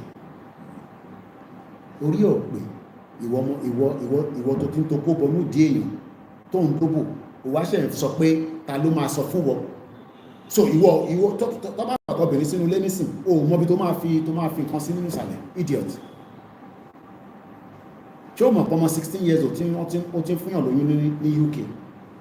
Ìwọ ọmọ 44 ó ṣì wà nílé bàbá àti ìyá ẹ̀ o lè dá gbé torí o lówó tó fi lọ gba lé náà ó dẹ̀ wà lẹ́kọ̀ọ́. Prophet ìbẹ́tọ̀ gbogbo ti ní tẹ́kọ̀ọ́ bá gbé ìkẹ́ padà lọ sí ìlú yìí kẹ́ lọ máa dáko tẹ́ ń san rẹ́ǹtì tẹ́ ní owó tẹ́ ń jókòó sínú Lagos State tẹ́ ń ṣàgbèrò káàkiri bàbá tẹ̀mí mọ́lẹ̀ kì í kọjá idiot all over the place. How can a 44 years old man be still living with their parents? And we are telling you that a 16 years old is already giving birth in the UK. Àwọn ìkẹ́ wọ́n dóbò ju kí ló dálẹ̀ lọ àwọn ọmọ kéékèèké yẹn ní UK ṣáà máa lọ súnmọ́ wọn ni fi wọ́n sílẹ̀ torí wọ́n máa pè é ní fídíò fáìlì àgbàlagbà ò gbọ́dọ̀ súnmọ́ wọn bẹ̀ká àwọn ọmọ kéékèèké tó máa ṣe tó bá fi ṣe kọ́ máa ṣe lọ ìjọba wà tó ń tọ́jú wọn. Àìsàkálẹ̀ ti sọ fún pé gba Yorùbá nation no dádì ẹ̀ la máa wá sọ fún olùsì dádì ẹ̀ la máa wá sọ fún gba Yorùbá nation. You think Obasanjo cares whether you get Yoruba nation or not?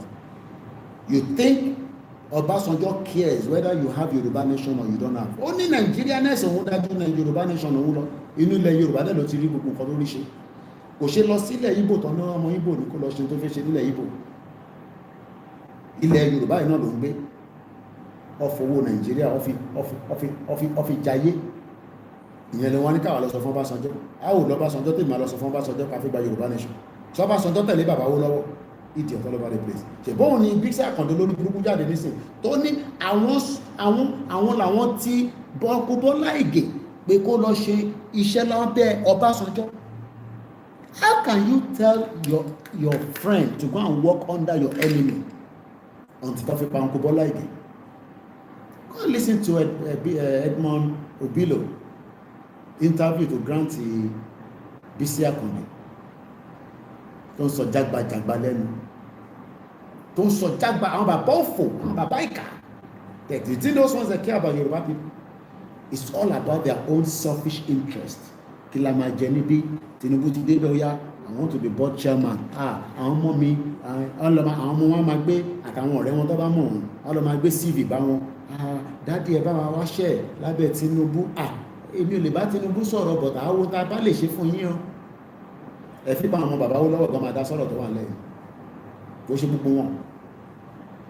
Àwa generation yìí nísìn tá ti pé 40 plus tí wọn náà ti pé 30 tí sàlẹ̀ ti ń le tára ti ń dìde kí ló tún wá ń dúró dáwọn àgbàlagbà kan kí ní kan pẹ́lú àwọn àgbàlagbà ta ní bàbá kí tó yẹ 89 years old àdídà àgbàlagbà kankan mọ́ àgbàlagbà wo ló tún wá àgbàlagbà wo ló wá. Because people are not going to listen to you. Òfé ọkọ̀ya tó ń gbádùn pẹ̀lú ìyàwó ẹ̀ kékeré tọ́jọ́ ń gbádùn tọ́jọ́ ń fi ṣékúṣúkù síra wọn lẹ́nu. Orí àwọn ọkọ̀ya bọ́ ṣe ń gbádùn orí bọ́ ṣe ń dán ni yóbóyóbó. Àwọn yẹn ló fẹ́ kọ́ dá sí Yorùbá nation. Àwọn yẹn ò ní dá sọ́rọ̀ Yorùbá nation kò sí tó kàn wọ́n Nàìjíríà gbé wọn. Mo rí Alákìjà lánàá lórí Instagram. Nígbà tó jẹ owó tán ló di Christian ló ń lọ preach káàkiri gbogbo Sùúrùlérè nísìn. Nígbà tó ti gba oil block nígbà tó ti ní oil block ó yẹ kó máa pariwo Jésù Kristi ṣé ìlú tó bá normal ṣó yẹ kó máa gbé oil block fún individual ìlú òfò ṣé ìlú tó bá normal ó yẹ kó gbé oil block odindi country ó yẹ kó gbé fún individual tó bá gbé fẹ́mi náà máa dolówó gidi lẹ́sẹ̀kẹsẹ̀ máa lọ kírun bí igun lórí burúkú ọmọ àlè Fúlàní kan tí mo rí private jet wọn náà máa lọ kírun ní Saudi Arabia every Friday olóṣì ọmọ wo oil àwọn ilẹ̀ Yíbò àwọn fi ń jayé ẹwà ní káwọn ọmọ bíi ogun máa ṣẹlẹ̀ tẹ́ ẹ bá jẹ́ kí gbogbo wa máa lọ ẹ má fi Nnamdi Kanu sílẹ̀ ẹni máa kú ẹni máa yẹ lọ́rọ̀ tó wà nílẹ̀. So ìwọ tó ń sọ pé Nàìjíríà kan lè ṣẹlẹ̀ ok ẹnu ẹni gbọ́dọ̀ jọrọ àgbàlagbà ń béèrè lọ́wọ́ wa pé ta ló máa jẹ president abáwọdélẹ̀ lérí ọ̀dẹ̀ èyí tó ń jẹ lọ́wọ́lọ́wọ́ nísìn kí ló fi ṣe ló fi pa àwọn MC Olúọmọ ráyè gbogbo ohun táwọn ṣe kò sí tó kàn wọ́n Koko Zaria gbogbo àwọn yẹn gbádùn ayé wọn sí tó kàn wọ́n pẹ̀lú tó wà lẹ́nu sí bọ́ gbogbo wa náà lájọ máa ṣèjọba ilẹ̀ Yorùbá. So let's go back. Wọ́n ní 1948 ni wọ́n ti ń jà fún resolution pé ẹ jẹ́ káwọn Kashmir kó dá dúró kó máa dá lọ. 1948, do you know how many years ago is that? I'm sure in tó bá jẹ́ 1948, that's about 70 years ago. Àwọn wá bẹ̀rẹ̀ Yorùbá nation lọ́dún mẹ́rin. Koiki ti pẹ́ jù ó yẹ ká ti gba Yorùbá nation ẹ yẹ ká ti gba ìmí náà mọ́. Bọ̀ Nàìjíríà takú kò fẹ́ jẹ́ ká lọ ní àwa la máa wá sọ fún Nàìjíríà pa máa lọ. Kò ṣe pé nígbà tí èèyàn kan bá gbé báyìí èèyàn kan fà wálẹ̀ ó lè wọ́n ti kówó jẹ Yorùbá nation ó ti sọ wọ́n dolóògbé tí bá gbá ìtì gbogbo ìdí ọ̀tọ́ ló bá di place.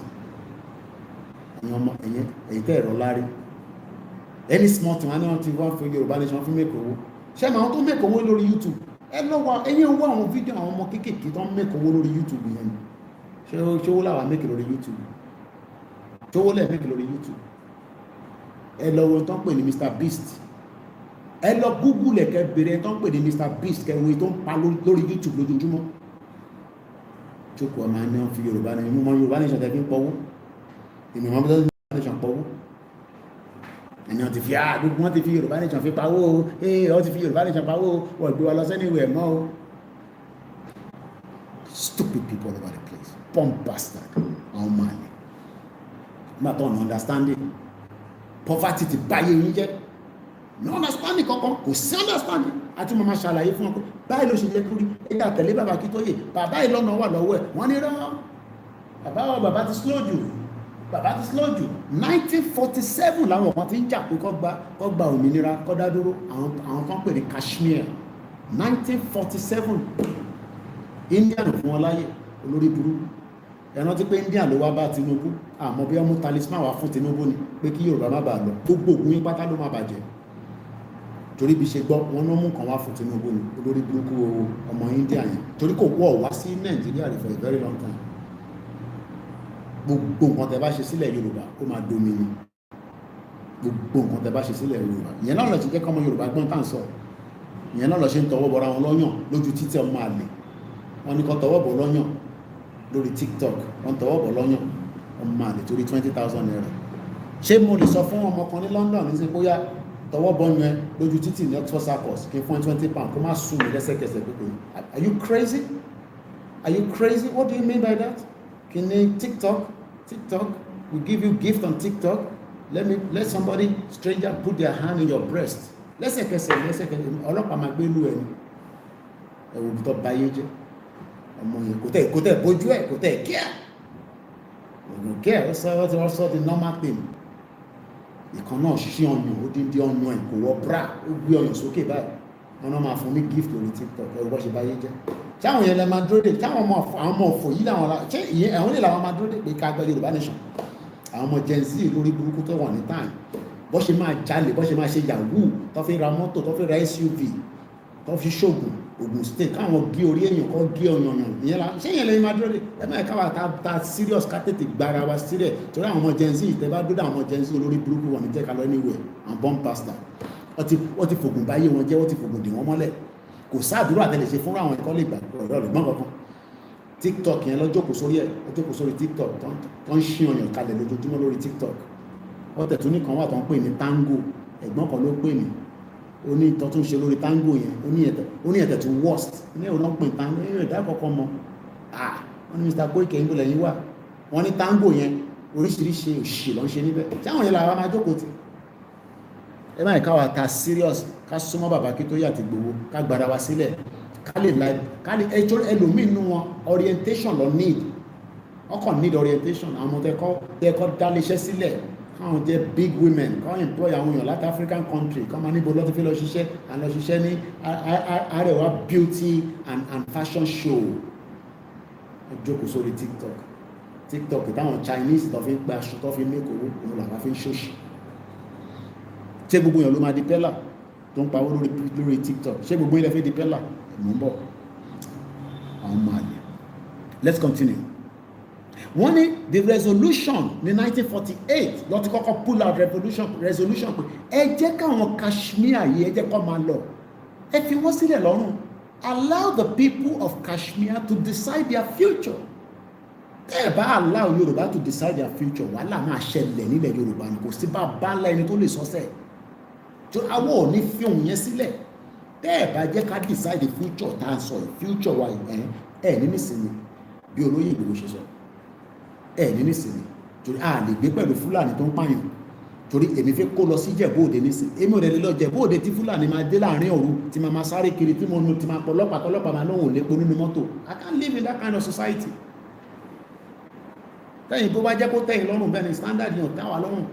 I can't come back home kí n gbà nínú ilé mi kí n máa gbọ́ kí ló ń ṣẹlẹ̀ mẹ́rin wọn ní Fúlàní ní ọlọ́pàá jáde ó yá ọlọ́pàá Fúlàní wà bẹ́ẹ̀ wọ́n dẹ̀ yìnbọn pa wọn dànù kọ́kọ́ ogun kúrò bẹ́ẹ̀ kí wọ́n á pọ̀ ọlọ́pàá sọ fún mi pé wọn ò lè gbónú mọ́tò.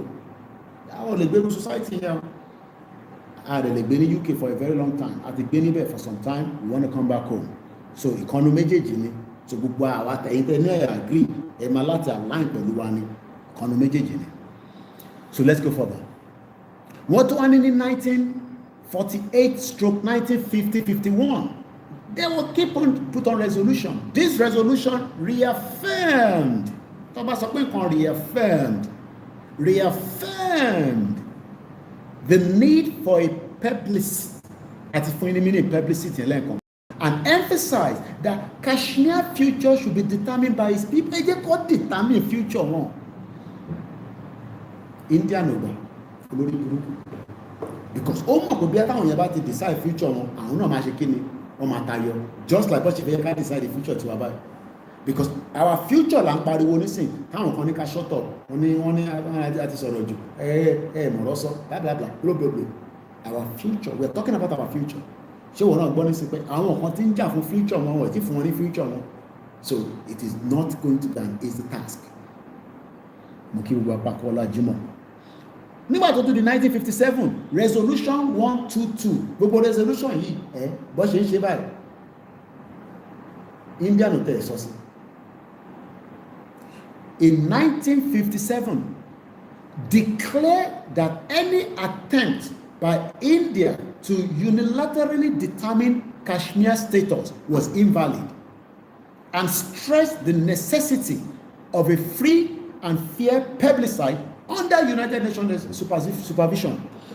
Ó dàbí nísìn ká máa fa wàhálà lọ́ba yìí nísìn kí Nàìjíríà wá sọ fún wa pé àwọn làwọn máa make a decision bá ṣe máa ṣe referendum, àwọn bá ṣe máa ṣe plebiscite. Irọ́ ni o, it has to be conducted by the United Nations.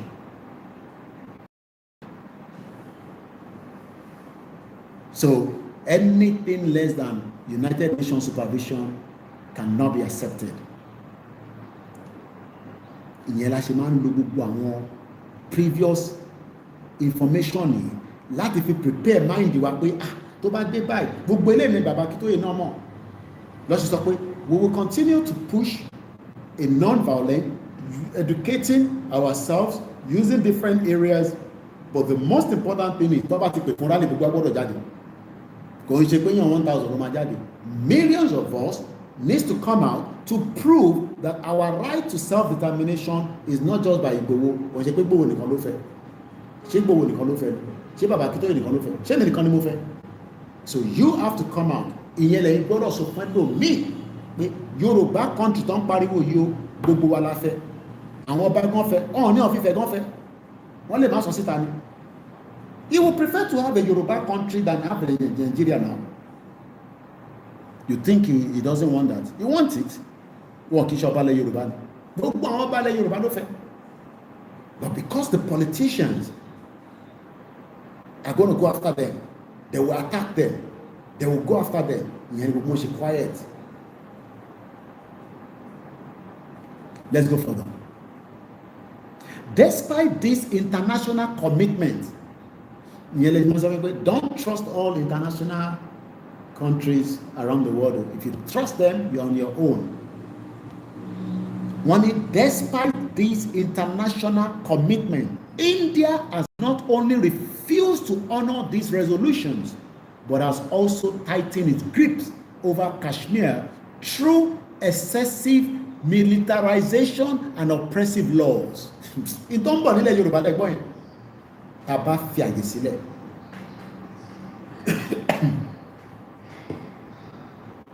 Tá a bá fi àyè sílẹ̀, ilẹ̀ Yorùbá will be excessive militarization and oppressive laws after Tinubu. If we give room to such. So those of you that are saying, no concern me, Joe. I'm just living my life. No concern me. You realize that it will concern you. 11:40, 7th of February 2025. You're listening to Koikimedia Live. Friday. Let me repeat that again. We're talking about Kashmir now. Despite international commitment, India has not only refused. Imagine now, let's rephrase it to Fulani. Imagine Tinubu bá ti lọ àìrètí gba country wa. Àwa ń jà káfí gba Yorùbá nation. While a Fulani president is there, you know what they will be doing? They are not going to listen to international community. They're not going to accept any international laws. They're not going to accept any United Nations Security Council resolution, because there will be resolution just like it has been in this situation with Kashmir. But India no down alone. India refused to accept or admit this resolution to free the people of Kashmir. This is what is going to happen in Yoruba land. Taba lo supara. Tabati supara. This is what you should expect. Because despite international commitment, India has not only refused to honor this resolution, not one resolution. I told you about the resolution. There was a resolution in 1948, resolution 747. That was in 1948. There was another resolution in 1948 as well, resolution 51. There was another resolution 80 in 1950. There was another resolution in resolution méjì ló wà ní 1948. Méjì wà ní 1950. Ẹyọ̀kan wà ní 1951. Ẹyọ̀kan tún wà ní 1957. Yet, despite all these resolutions, olórí burúkú India, they refused to accept to allow the Kashmir people to have their own independent country. Ìyẹ̀lẹ̀ àwa fi ń ṣeré làwa rò pé Yorùbá nation no going back. Yorùbá nation now on social media. Allow Fulani to get in there and talk about Yoruba nation. Wá ti anybody mọ́lé. Wá ti anybody mọ́ ilé. President lómi máa wà títí tọ́lọ́ máa tún fi dìde. So while we are strength enough now, while ká ti gbọ́ pé nǹkan tó ń bọ̀ ó máa le ju ti tẹ́lẹ̀ lọ, we better push out now. Because evidence has pointed out that ó ti ṣẹlẹ̀ rí, ó dẹ̀ ṣe ṣẹlẹ̀. Because as we speak right now, the reason why we are talking about the Kashmir is because we Google self-determination, Ogboro Kashmir jáde. If not, so if you are one of those that are saying, shut up, listen to what I'm talking now. That Kashmir people have been suppressed, they have been killed, they have given too much excessive militarization and oppressive laws. Get on to the oppressive laws. Right now, we have a government that backup channel. There is Tango and there is Bado app, very corrupt.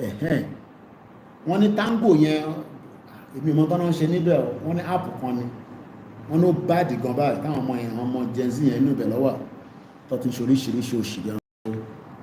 Ẹ má bínú ẹ̀ tẹ́ wà lórí backup channel, mo ní láti reboot fóònù yẹn ni àtẹ̀dúpẹ́ pé kò tí ì lọ ìbí dẹ̀ ti ń pa mí báyìí nísìn. Ẹjọ́ bá mi ṣe kọ́fì ẹ̀jọ̀ mo kí ẹlẹ́ẹ̀kan sí sísítà mi Arẹwà, mo kí ẹ̀yin tẹ́ wà lórí ètò. Ẹ jẹ́ ká ka díẹ̀ sí nípa àwọn Kashmir yìí. Olórí burúkú ni oppressor fẹ́ jẹ́ kí ẹni wọ́n mọ̀ bá máa ṣoríire. Tàbá gba Yorùbá country kò ń ṣe pé mo fi ń dẹnu àmì àwa kan máa padà sílé àjókòó sí abroad mọ́. Kí là ń ṣe lábroad? Ẹ̀yin tẹ́ wà lé náà gbogbo àjọ máa ṣe ni gbogbo wa, kò sẹ́nìkan tó máa ní láti mọ anybody, everybody will be equal in the eyes of the law. Bó ṣe láti rí nìyẹn. Ọmọ tó ń pè ní equal in the eyes of the law. Ní láti ṣe mọ Ìgbòho kó tó ṣe kankan. ó ní láti mọ bàbá Akíntóyè, ó ní láti mọ Kóìkì, òfin ni ètò bá dẹ̀ tọ́ sí aráàlú lọ́ máa fún wa, kò ń ṣe tí ó máa ní kọ́lọ́ fún wọn ní owó níbẹ̀ yẹn tó máa pín mọ́ra wọn lọ́wọ́ tí kò ní pọ̀ ẹ̀. tó ń pè ní country nìyẹn. àwa tó bí sí UK gan sef à ń gbádùn, àwa tó bí sí ní UK a ṣe ní voice wa lọ díẹ̀díẹ̀ náà torí òfin ni lọ́ọ̀ ni tó bá ti follow òfin you're okay. in tó jẹ́ káwa fẹ́ gbé lábúrọ̀dì nìyẹn torí pé even though we are strangers, àjòjì ni wá, but wọ́n sì fún wa ní ọ̀wọ̀ wa, but lórí ilẹ̀ tiwa àyàbá máa já. Every Nigerian tó wà lábúrọ̀dì ẹni mo parọ́ tó bá fẹ́ wá sílé wọ́n máa ń lọ sínú ọ̀nà dá àwẹ̀, wọ́n máa gbàwẹ̀. Ọlọ́njọ́ o bí ṣe ń lọ yọ ọlọ́njẹ́ ń padà dé o. Mo kí ẹ brọ́dà mi sùn bọ̀ ìbàjẹ́ fún láíláí. Ẹ jẹ́ ká padà sọ̀rọ̀ Kashmir. India has deployed nearly 1 million troops to control a population of 9 million Kashmiris, making it one of the most ẹgbọ́bíbà. Ọlọ́run jẹ́ kí ti wá rí báyìí. Mo bẹ̀ wá, Ọlọ́run jẹ́ kí ti wá rí báyìí bá ń ṣàmì ẹ̀.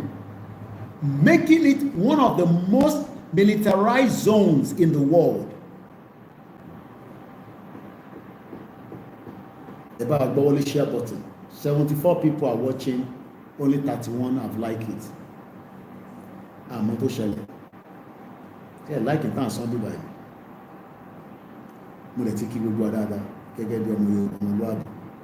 Mo kí ẹ̀yin tẹ́ ń kí mi ẹ káàárọ̀. Ọ̀sán ti wà gánṣẹ́, a ti wà lọ́sàn.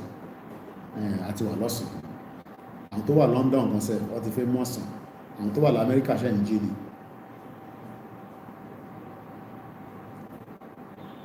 Ẹ̀gbọ́n tí mo sọ sí yìí, India wọ́n ní Kashmir area yẹn òun ni the most militarized in the whole of the world. That means pé sójà kọ́kọ́ síbẹ̀. Mo kí ẹlẹ́nkan sí brother mi amadílẹ̀ lérí lágbára Ọlọ́run ẹ bá ń kí mọ́ sí ẹ̀rẹ̀ bá ń kí àwọn ọmọ náà àtẹ̀gbọ́n. Wọ́n ní wọ́n gbé military sínú ìlú kan láti fi suppress wọn mọ́lẹ̀ kọ́ má bà pariwo báwọn fẹ́ gba independent wọn mọ́ àwọn Kashmir ìyẹn India. ìyẹn adẹ́bàárà àwọn India yẹn ìyẹn arọ́ pé yàn gidi ni wọ́n. ẹni tó bá gbọ́ story báyìí rí ní sáà Kóìkì ṣé pé nǹkan báyìí ń ṣẹlẹ̀ lágbàáyé ó pọ̀ nílẹ̀ Yorùbá òní àgbáyé. àdúrà tá à ń gbà ni pé kó má ṣẹlẹ̀ nílẹ̀ Yorùbá.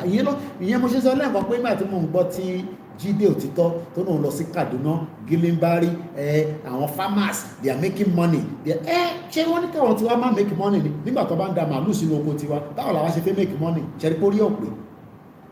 mo kàn wo fídíò yẹn tó ń ṣe analysis mo kàn wò pé ṣorí pé ká ní bàbá ẹ̀ Jídé Òtítọ́ yìí tó bá ń ṣe ìkànnì lọ sí Òkè Ògùn kó lọ bèrè pé kí ló dé táwọn èèyàn ò lè dá oko ní Òkè Ògùn tó bá ṣe pé Fúlàní tó ń kó Timothy thank you Jesus ó wà lórí YouTube báyìí nísìnyí kò ṣe bọ́ sọ fẹ́ mi èmi bá wọn dá sọ̀rọ̀ yẹn pẹ̀lú DSS mo bá DSS sọ̀rọ̀ ní last year pé kí ló ń ṣẹlẹ̀ màálù wọnú oko èèyàn wọ́n jọ oko evidence wà wọ́n fi 20,000 naira wọ́n fi ń lọ́wọ́n ṣé 20,000 naira wọ́n fi dáko yẹn oko tó fi over 1 million naira tó fi dá nǹkan síbẹ̀ wọ́n wá fún wọn ní 20,000 pé kọ́ máa gbé màálù ìjọ oko. DSS ò ṣe kankan ọlọ́pàá ò ṣe kankan mo dá sí ọ̀rọ̀ yẹn ní last year. So when people like Jídé Òtítọ́ come out and tell you oh the northerners are doing very well in farming ṣé àwọn dọ̀dọ̀ tiwa wọ́n ní kọ́ máa ṣe the same thing ni wọ́n fi ṣe wọ̀ jẹ́ kọ́ ṣe ni wọ́n ń dáko màálù ń jẹ́ ni èyí tó bá dẹ̀ pariwo wá ṣaládà. ẹ ṣe gan-an ẹ̀gbọ́n mi ara ta ṣe sọ pé a lè parọ́ máa continue báyìí àfi tá a bá ń parọ́ fúnra wa. ẹ sọ fún Tinubu divide Nigeria kò mú ìjà dání divide this country kó lókàlùkù máa lọ málà tó bá fẹ́ bá wa gbé Ìgbò tó bá fẹ́ bá wa gbé kọ́ gba permit báwa náà ṣe lọ́ ń gba permit níta. àwọn ìlú kan wà ní sí wọn fún yàn ní resident permit wọn àwọn kan wà wọn fún yàn ní papers. Saudi Arabia ò dẹ́gbà fún ẹ ní ìwé ìlú wọn kò sí bó ṣe lè kírun tó kí dúdú yọ lórí ẹ̀ báyìí wọn ò ní fún ẹ ní ìwé ìlú wọn.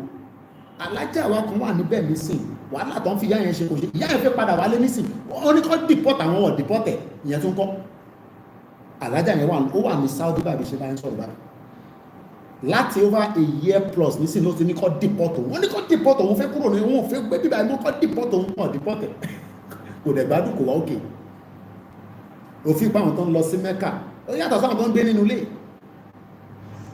Israel òkè fáwọn èèyàn níwèé Turkey wọ́n máa ń rìn ní ẹ̀ fún wọn ní bí i 6 months bí i UK America gan ẹ̀ bó ṣe ẹwí Trump ṣe ń Trump ní gbogbo military aircraft àwọn kọ́ lọ prepare sílẹ̀ kọ́ máa dáwọn èèyàn padà lọ síbi wọn they are aliens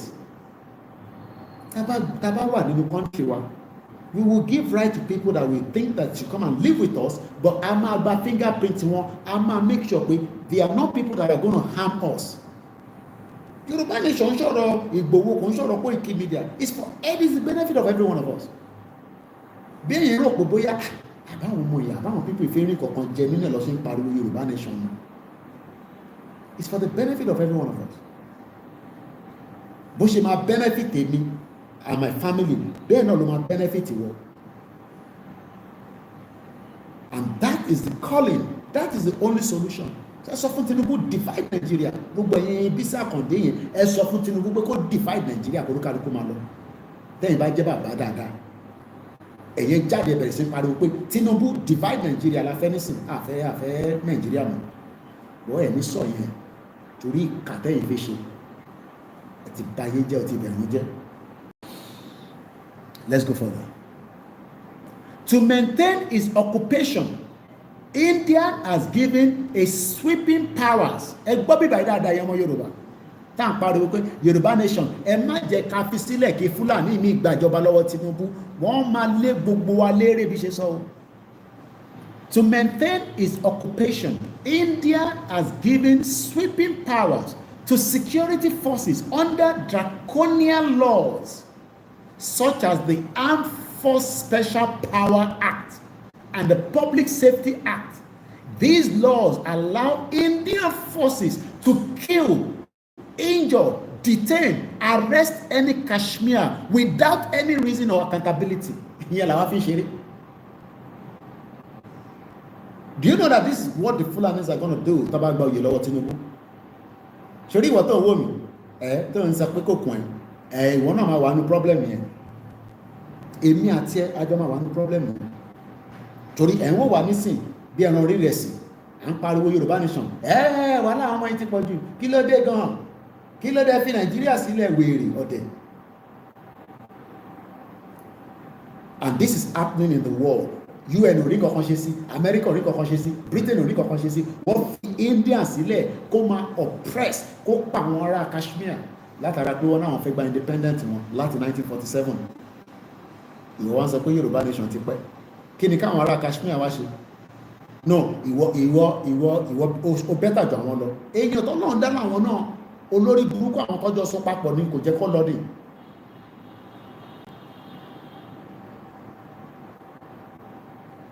Bí a kì í túmọ̀ yẹn kà fún ẹ kó gbọ́ o gbọ́n tí mo kàn lẹ́sìn yẹn ń tún kà fún ẹ kó gbọ́ farabalẹ̀ kó gbọ́ nǹkan tí mo sọ. Wọ́n ní òfin tí India ní ṣe fáwọn ọlọ́pàá wọn ni pé kó pa anybody kó injure anybody kó detain anybody kó arrest any ọmọ Kashmir without any reason or accountability.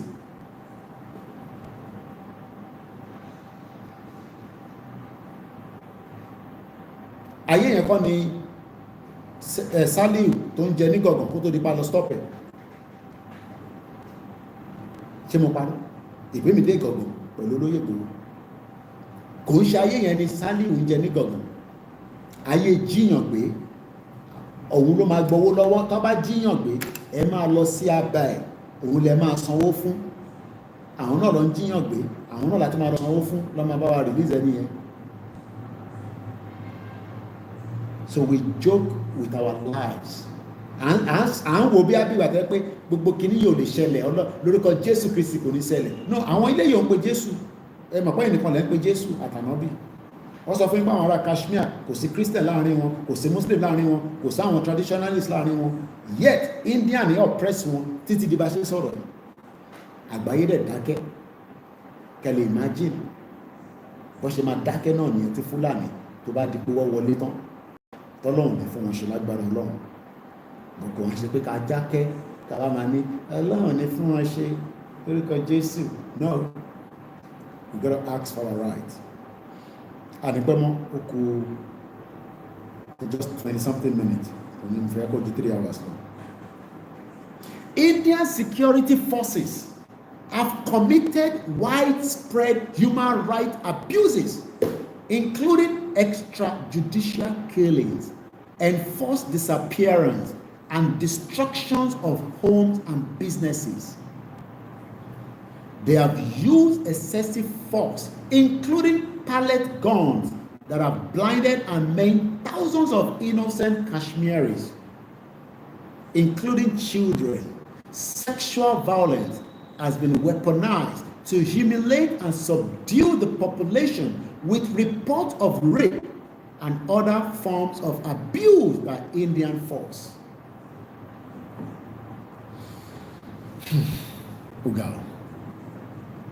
Demographic engineering, a systematic plan in a blatant violation of international law. India has initiated demographic changes in Kashmir to alter its Muslim majority character.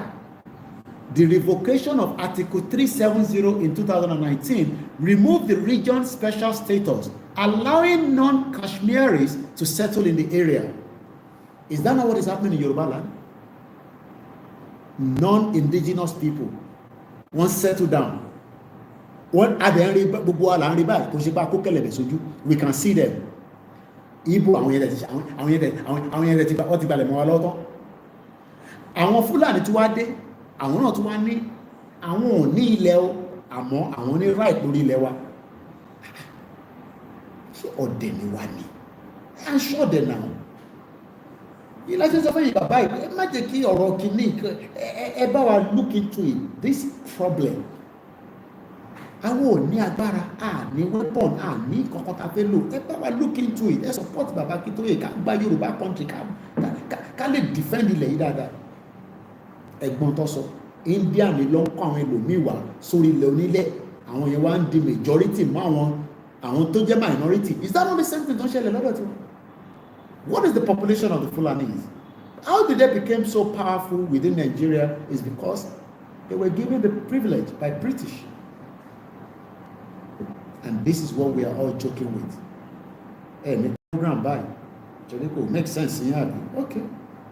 But history will remember every one of us. History máa rántí gbogbo wa pé àwọn ọmọ kan dẹ̀ pariwo ṣá o. Nígbà tí wọ́n àmì bí Ọlọ́run fi kọ́kọ́ wọ́n ní, but wọ́n pariwo lójoojúmọ́. Àwọn ọmọ yẹn pariwo. Bí Lady K ṣe ń pariwo ni Yèyé Dára ń pariwo. Koiki ń pariwo, bàbá Èkìtì ò dákẹ́. Ọmọlúkà ò dákẹ́. Mass bill wọ́n ní pátẹ̀mí rọ́lùmù pa. Yorùbá World Media, Dr. Zabi. Wọ́n pariwo pé ilẹ̀ Yorùbá yìí wọ́n fẹ́ gbà mọ́ wọn lọ́wọ́. Ẹ̀wọ̀n tí India ń ṣe fáwọn Kashmir, wọ́n gbé àwọn tó kìí ṣe ọmọ nílùú, wọ́n gbé wọn sí. Tẹ́mọ̀ pé tó wọ́n máa fi tó another 30-40 years táwọn ilé ò bá rí ọ̀rọ̀ yẹn ẹ̀kẹ́ ní gbọ́ Kashmir mọ́ láti wipe gbogbo wọn dànù. Wọn ò ní rí ṣe lọ́dọ̀ tiwa láṣà tó láyé tó lọ́mọ. Bọ̀káwà náà máa wà stupid enough ká rò pé kò ní ṣẹlẹ̀. Gbogbo wa là ń rí, à ń filẹ̀, à ń rí, ó ń lọ within our surroundings.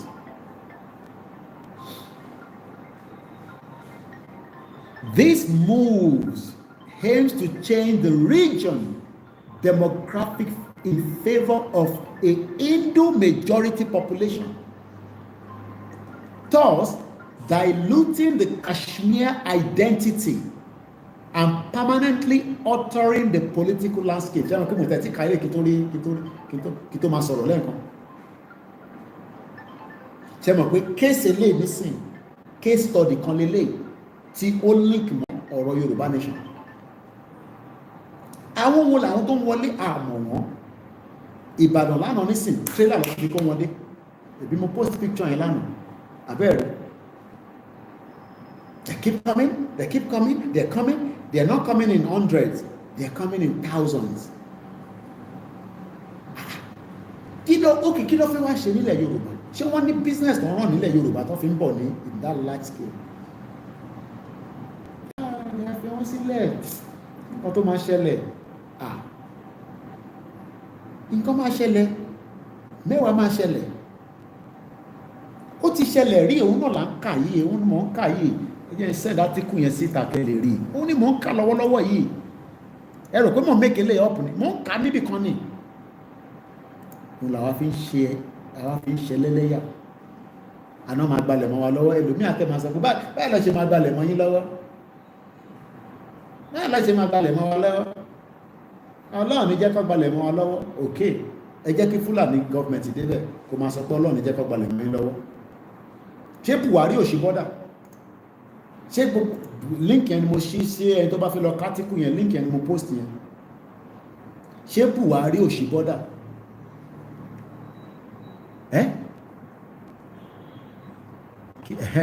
Comment. Only funny enough, Mr. Koiki, my brother motorcycle was snatched by 2 passengers, a male and female. He carried on Tuesday this week.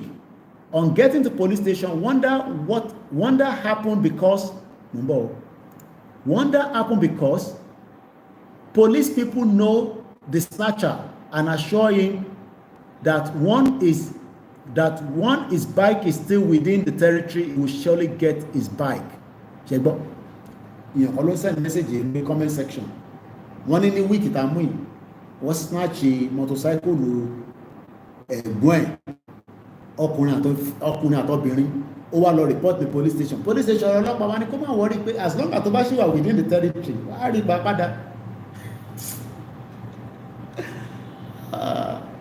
Ẹ má bínú ẹ̀ tẹ́ wà lórí Facebook, màá rán wọn pé kó bá mi lọ ra mic. Àmọ́ tó ṣe mic yẹn rárá, volume yẹn wọ́n ní kò dá rárá. Màá lọ ra mic, àní kó bá mi lọ ra mic. Mo kúkú mú mic wá, and this is a very good one, but there problem ti wà láàrin méjì ẹ̀. Ẹ má bínú, àá adjust ẹ̀ ká tó ṣe the next program. Bí bá dẹ̀ pé fóònù làwọn máa lò, màá adjust ẹ̀ ṣá. We play too much. Ó dà pé àwa Yorùbá á ti wà too comfortable. So àwọn nǹkan mìta bá ń sọ báyìí sílẹ̀ lómi máa ń pé àbí wọ́n exaggerate ẹ̀. Ṣé o mọ̀ pé àwọn ará Kashmir ní sí wọn ò gbádùn báyìí? Wọn ò lè gbádùn nígbà tí ẹ pé ìlú wọn àwọn India ti kọ́ àwọn ẹlòmíì wọ́n ti ń jẹ gàba lé wọn lórí.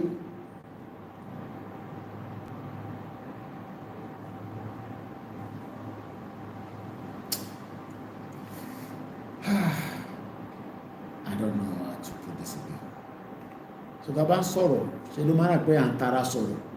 It's because àtẹ̀tí sọ̀rọ̀ Kashmir for a very long time, but mo ti ṣe program lé wọn lórí I believe in the last 4 years. But reading this now is like itself is immediately don ka gan sef to read it out and explain it to you all. Ó ń ṣe mí bákan pé Ọlọ́run má jẹ́ kí ti wá rí báyìí. Ọlọ́run má jẹ́ kí ti wá rí báyìí. Ẹ jẹ́ ká wá ka the last paragraph. Tó mo ti omit bí méjì kan bẹ́ẹ̀. Lesson for India. For over 7 decades, 1 decade is 10 years. So in the last 70 years, ẹ̀rọ kọ́kọ́ sọ fún mi ẹni tó bá lọ wo 1948, ẹni tó bá bí ní 1948 is about 70 plus. So wọ́n ní for over 7 decades, 1 decade is 10 years. So 7 is 70 years. India has employed widespread atrocities, brutalities, and excessive military force in an attempt to suppress the people of Kashmir. Is that not what we are facing in Nigeria today as Yoruba people?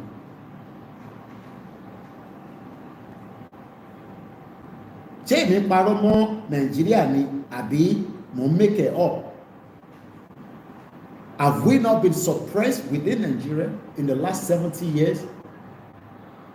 Because taba mú díẹ̀ mọ́ before independence 64 àbí? Mélòó ni 64 sí 70? Have Have we not been oppressed? Have we not been subjugated? So you expect that all that will stop? Could it stop?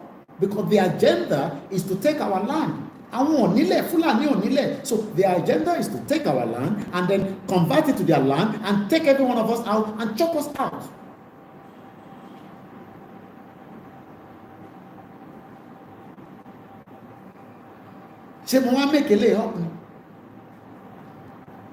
Let's read it again.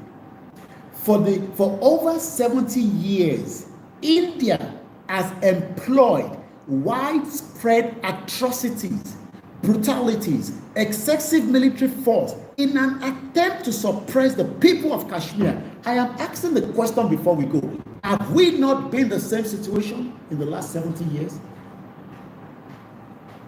You know, I know. So why are we living in denial? So why are we expecting that, it will go away? It will go away in Jesus' name because Baba Adeboye is praying for it. Kí ni kan Baba Adeboye pẹ̀lú life tiwa? Kí ni kan ìyá àdúrà pẹ̀lú life tiwa? Kí ni kan Paul Adefarasin? Kí ni kan Pastor Jerry pẹ̀lú life tiwa? Prophet Adébáyọ̀ wá sọ̀rọ̀ pé ilẹ̀ Yorùbá gbọ́dọ̀ dá dúró, ẹ wá wà against náà bàbá bẹ́ẹ̀. We are in the same situation.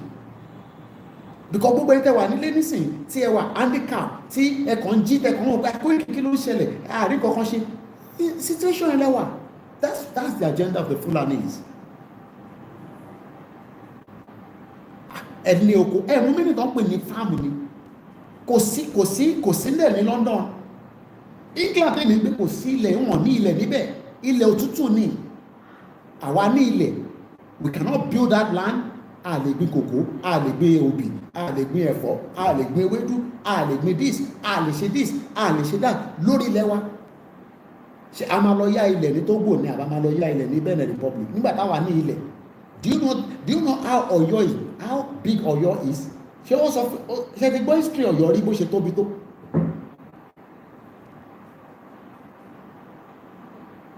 Industry a lè build ẹ̀ kò sí iná. Kò sí kébítí security bá wà ní ọmọ lọ build industries. Gbogbo industry tó wà ní gbogbo ọ̀nà ewé koro kankan àwọn Fúlàní ti take over.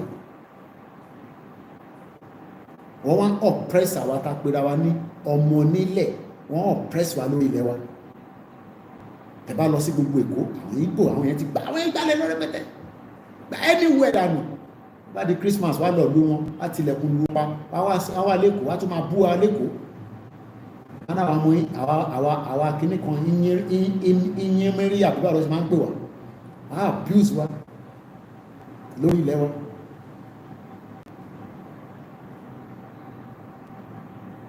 Ẹ jẹ́ kí n túbọ̀ ẹ̀ka lẹ́ẹ̀kan sí. Over 70 years, India has employed widespread atrocities, brutalities, and excessive military force in an attempt to suppress the people of Kashmir. Our Yemeni, okay.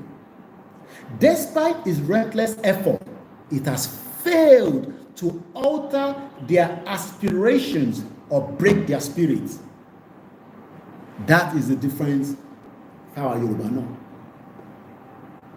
Ẹ má jẹ́ kẹ́ni kankan sọ fún mi pé àwọn tuntun fẹ́ jáde o, wọ́n fẹ́ dá wà lálẹ́ o, wọ́n fẹ́ break spirit yẹn ni. And we must keep that spirit going. The resilience of the Kashmir people remains unshaken. Àwa náà a gbọ́dọ̀ shake. Tẹ́ bá ti rẹ́ nìkan tẹ́ bá ti ń bá sọ̀rọ̀ tó ti ń dẹ́rù bà yẹn ẹja kúrò lórí fóònù kẹ́kẹ́ bá wọn sẹ́gbẹ̀ẹ́. Ẹlòmíì ní sí ẹ̀rù ló fẹ́ pa kíkú tó dé. Hey, oh, no. Warning, the resilience rather of the Kashmir people remains unshaken, and their demand for self-determination continue to persist. Láti 1947 torí pé tí wọ́n ti pẹ́ 70 years lọ ti ń jà. ìwọ náà ní ìwọ tó ní tó ẹnu ẹwà rọ pàpàpàpàpà nínú WhatsApp group ẹnu ẹwà rọ pàpàpàpàpà ó ti pẹ́ jù bàbá Akíntóyè ó ti pẹ́ jù. Kashmir people have been on it since 1947 70 years lọ ti ń jà pé káwọn dá dúró gẹ́gẹ́ bí orílẹ̀-èdè India ló fún wọn láyè torí pé kò easy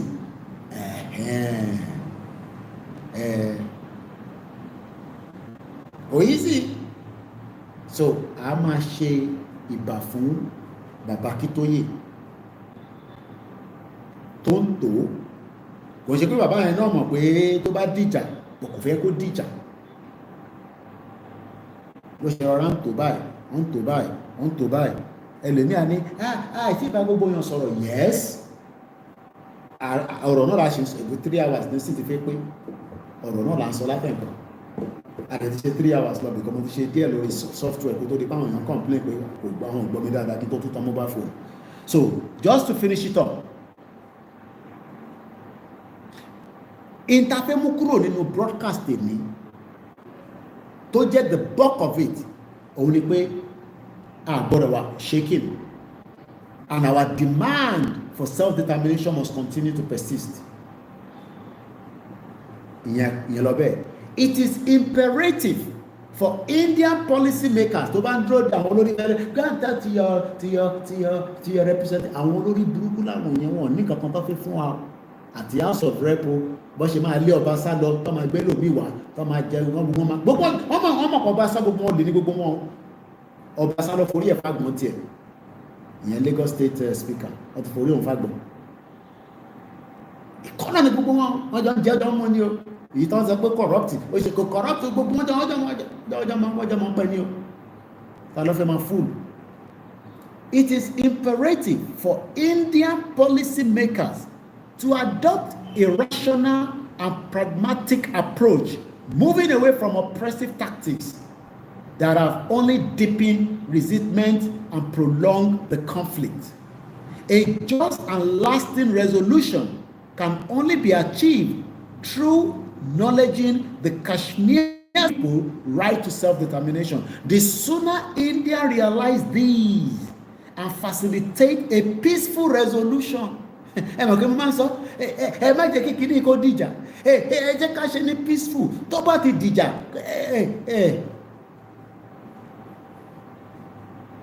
torí etí gbogbo wọn ò di ẹ̀yin tẹ́ jẹ́ olórí tẹ́ ń gbọ́ wa ṣe ilẹ̀ ń ṣe bí tí yín di ẹ̀gbọ́n tó ń sọ nígbà yìí náà. The sooner India realize these and facilitate a peaceful resolution, the better it will be, not only for Kashmir, but for regional stability and Indian own future. Ṣíkẹ́ni ànílé jù bẹ́ẹ̀ lọ lórí ètò ti èmi náà ni àbúrò yín Ọláyọmí Kóìkì tí gbogbo yín mọ̀ sí Koikimedia, bringing the world closer to your doorstep. Fáǹfààní tó bá fẹ́ lọ rẹ́fẹ́rẹ́nsì ìtàkàtọ́yìn ẹ kọ type in the Kashmir is Kashmir, the Kashmir dispute, a forgotten promise of self-determination. Ó wà lórí modern diplomacy, all views, all voices, and this was put together by Professor Engineer Zamil Ahmed Awan. Wọ́n ṣe jáde ní February 4, 2025. Kò ń ṣe story o ìtàwọn Kashmir go through nìyẹn. Ilẹ̀ Yorùbá ò ní go through eléyìí o tí a bá tètè fọwọ́sowọ́pọ̀ pẹ̀lú bàbá Akíntóyè àti olóyè Ìgbòho àti gbogbo ọmọ Yorùbá àti OPC ni àtàgbẹ́kọ̀yà ni àtàgbẹ́kọ̀rin ni àti gbogbo ìyálọ́jà ni kí gbogbo wa ká fọwọ́sowọ́pọ̀ tó bá ti lu aago pé gbágá ká jáde báyìí ká bọ́ sójú títì ká béèrè fẹ́ tọ̀ wa ẹni tó bá máa panu wa wọ̀ nípa gbogbo wa tán kò possible Yorùbá nation no going back.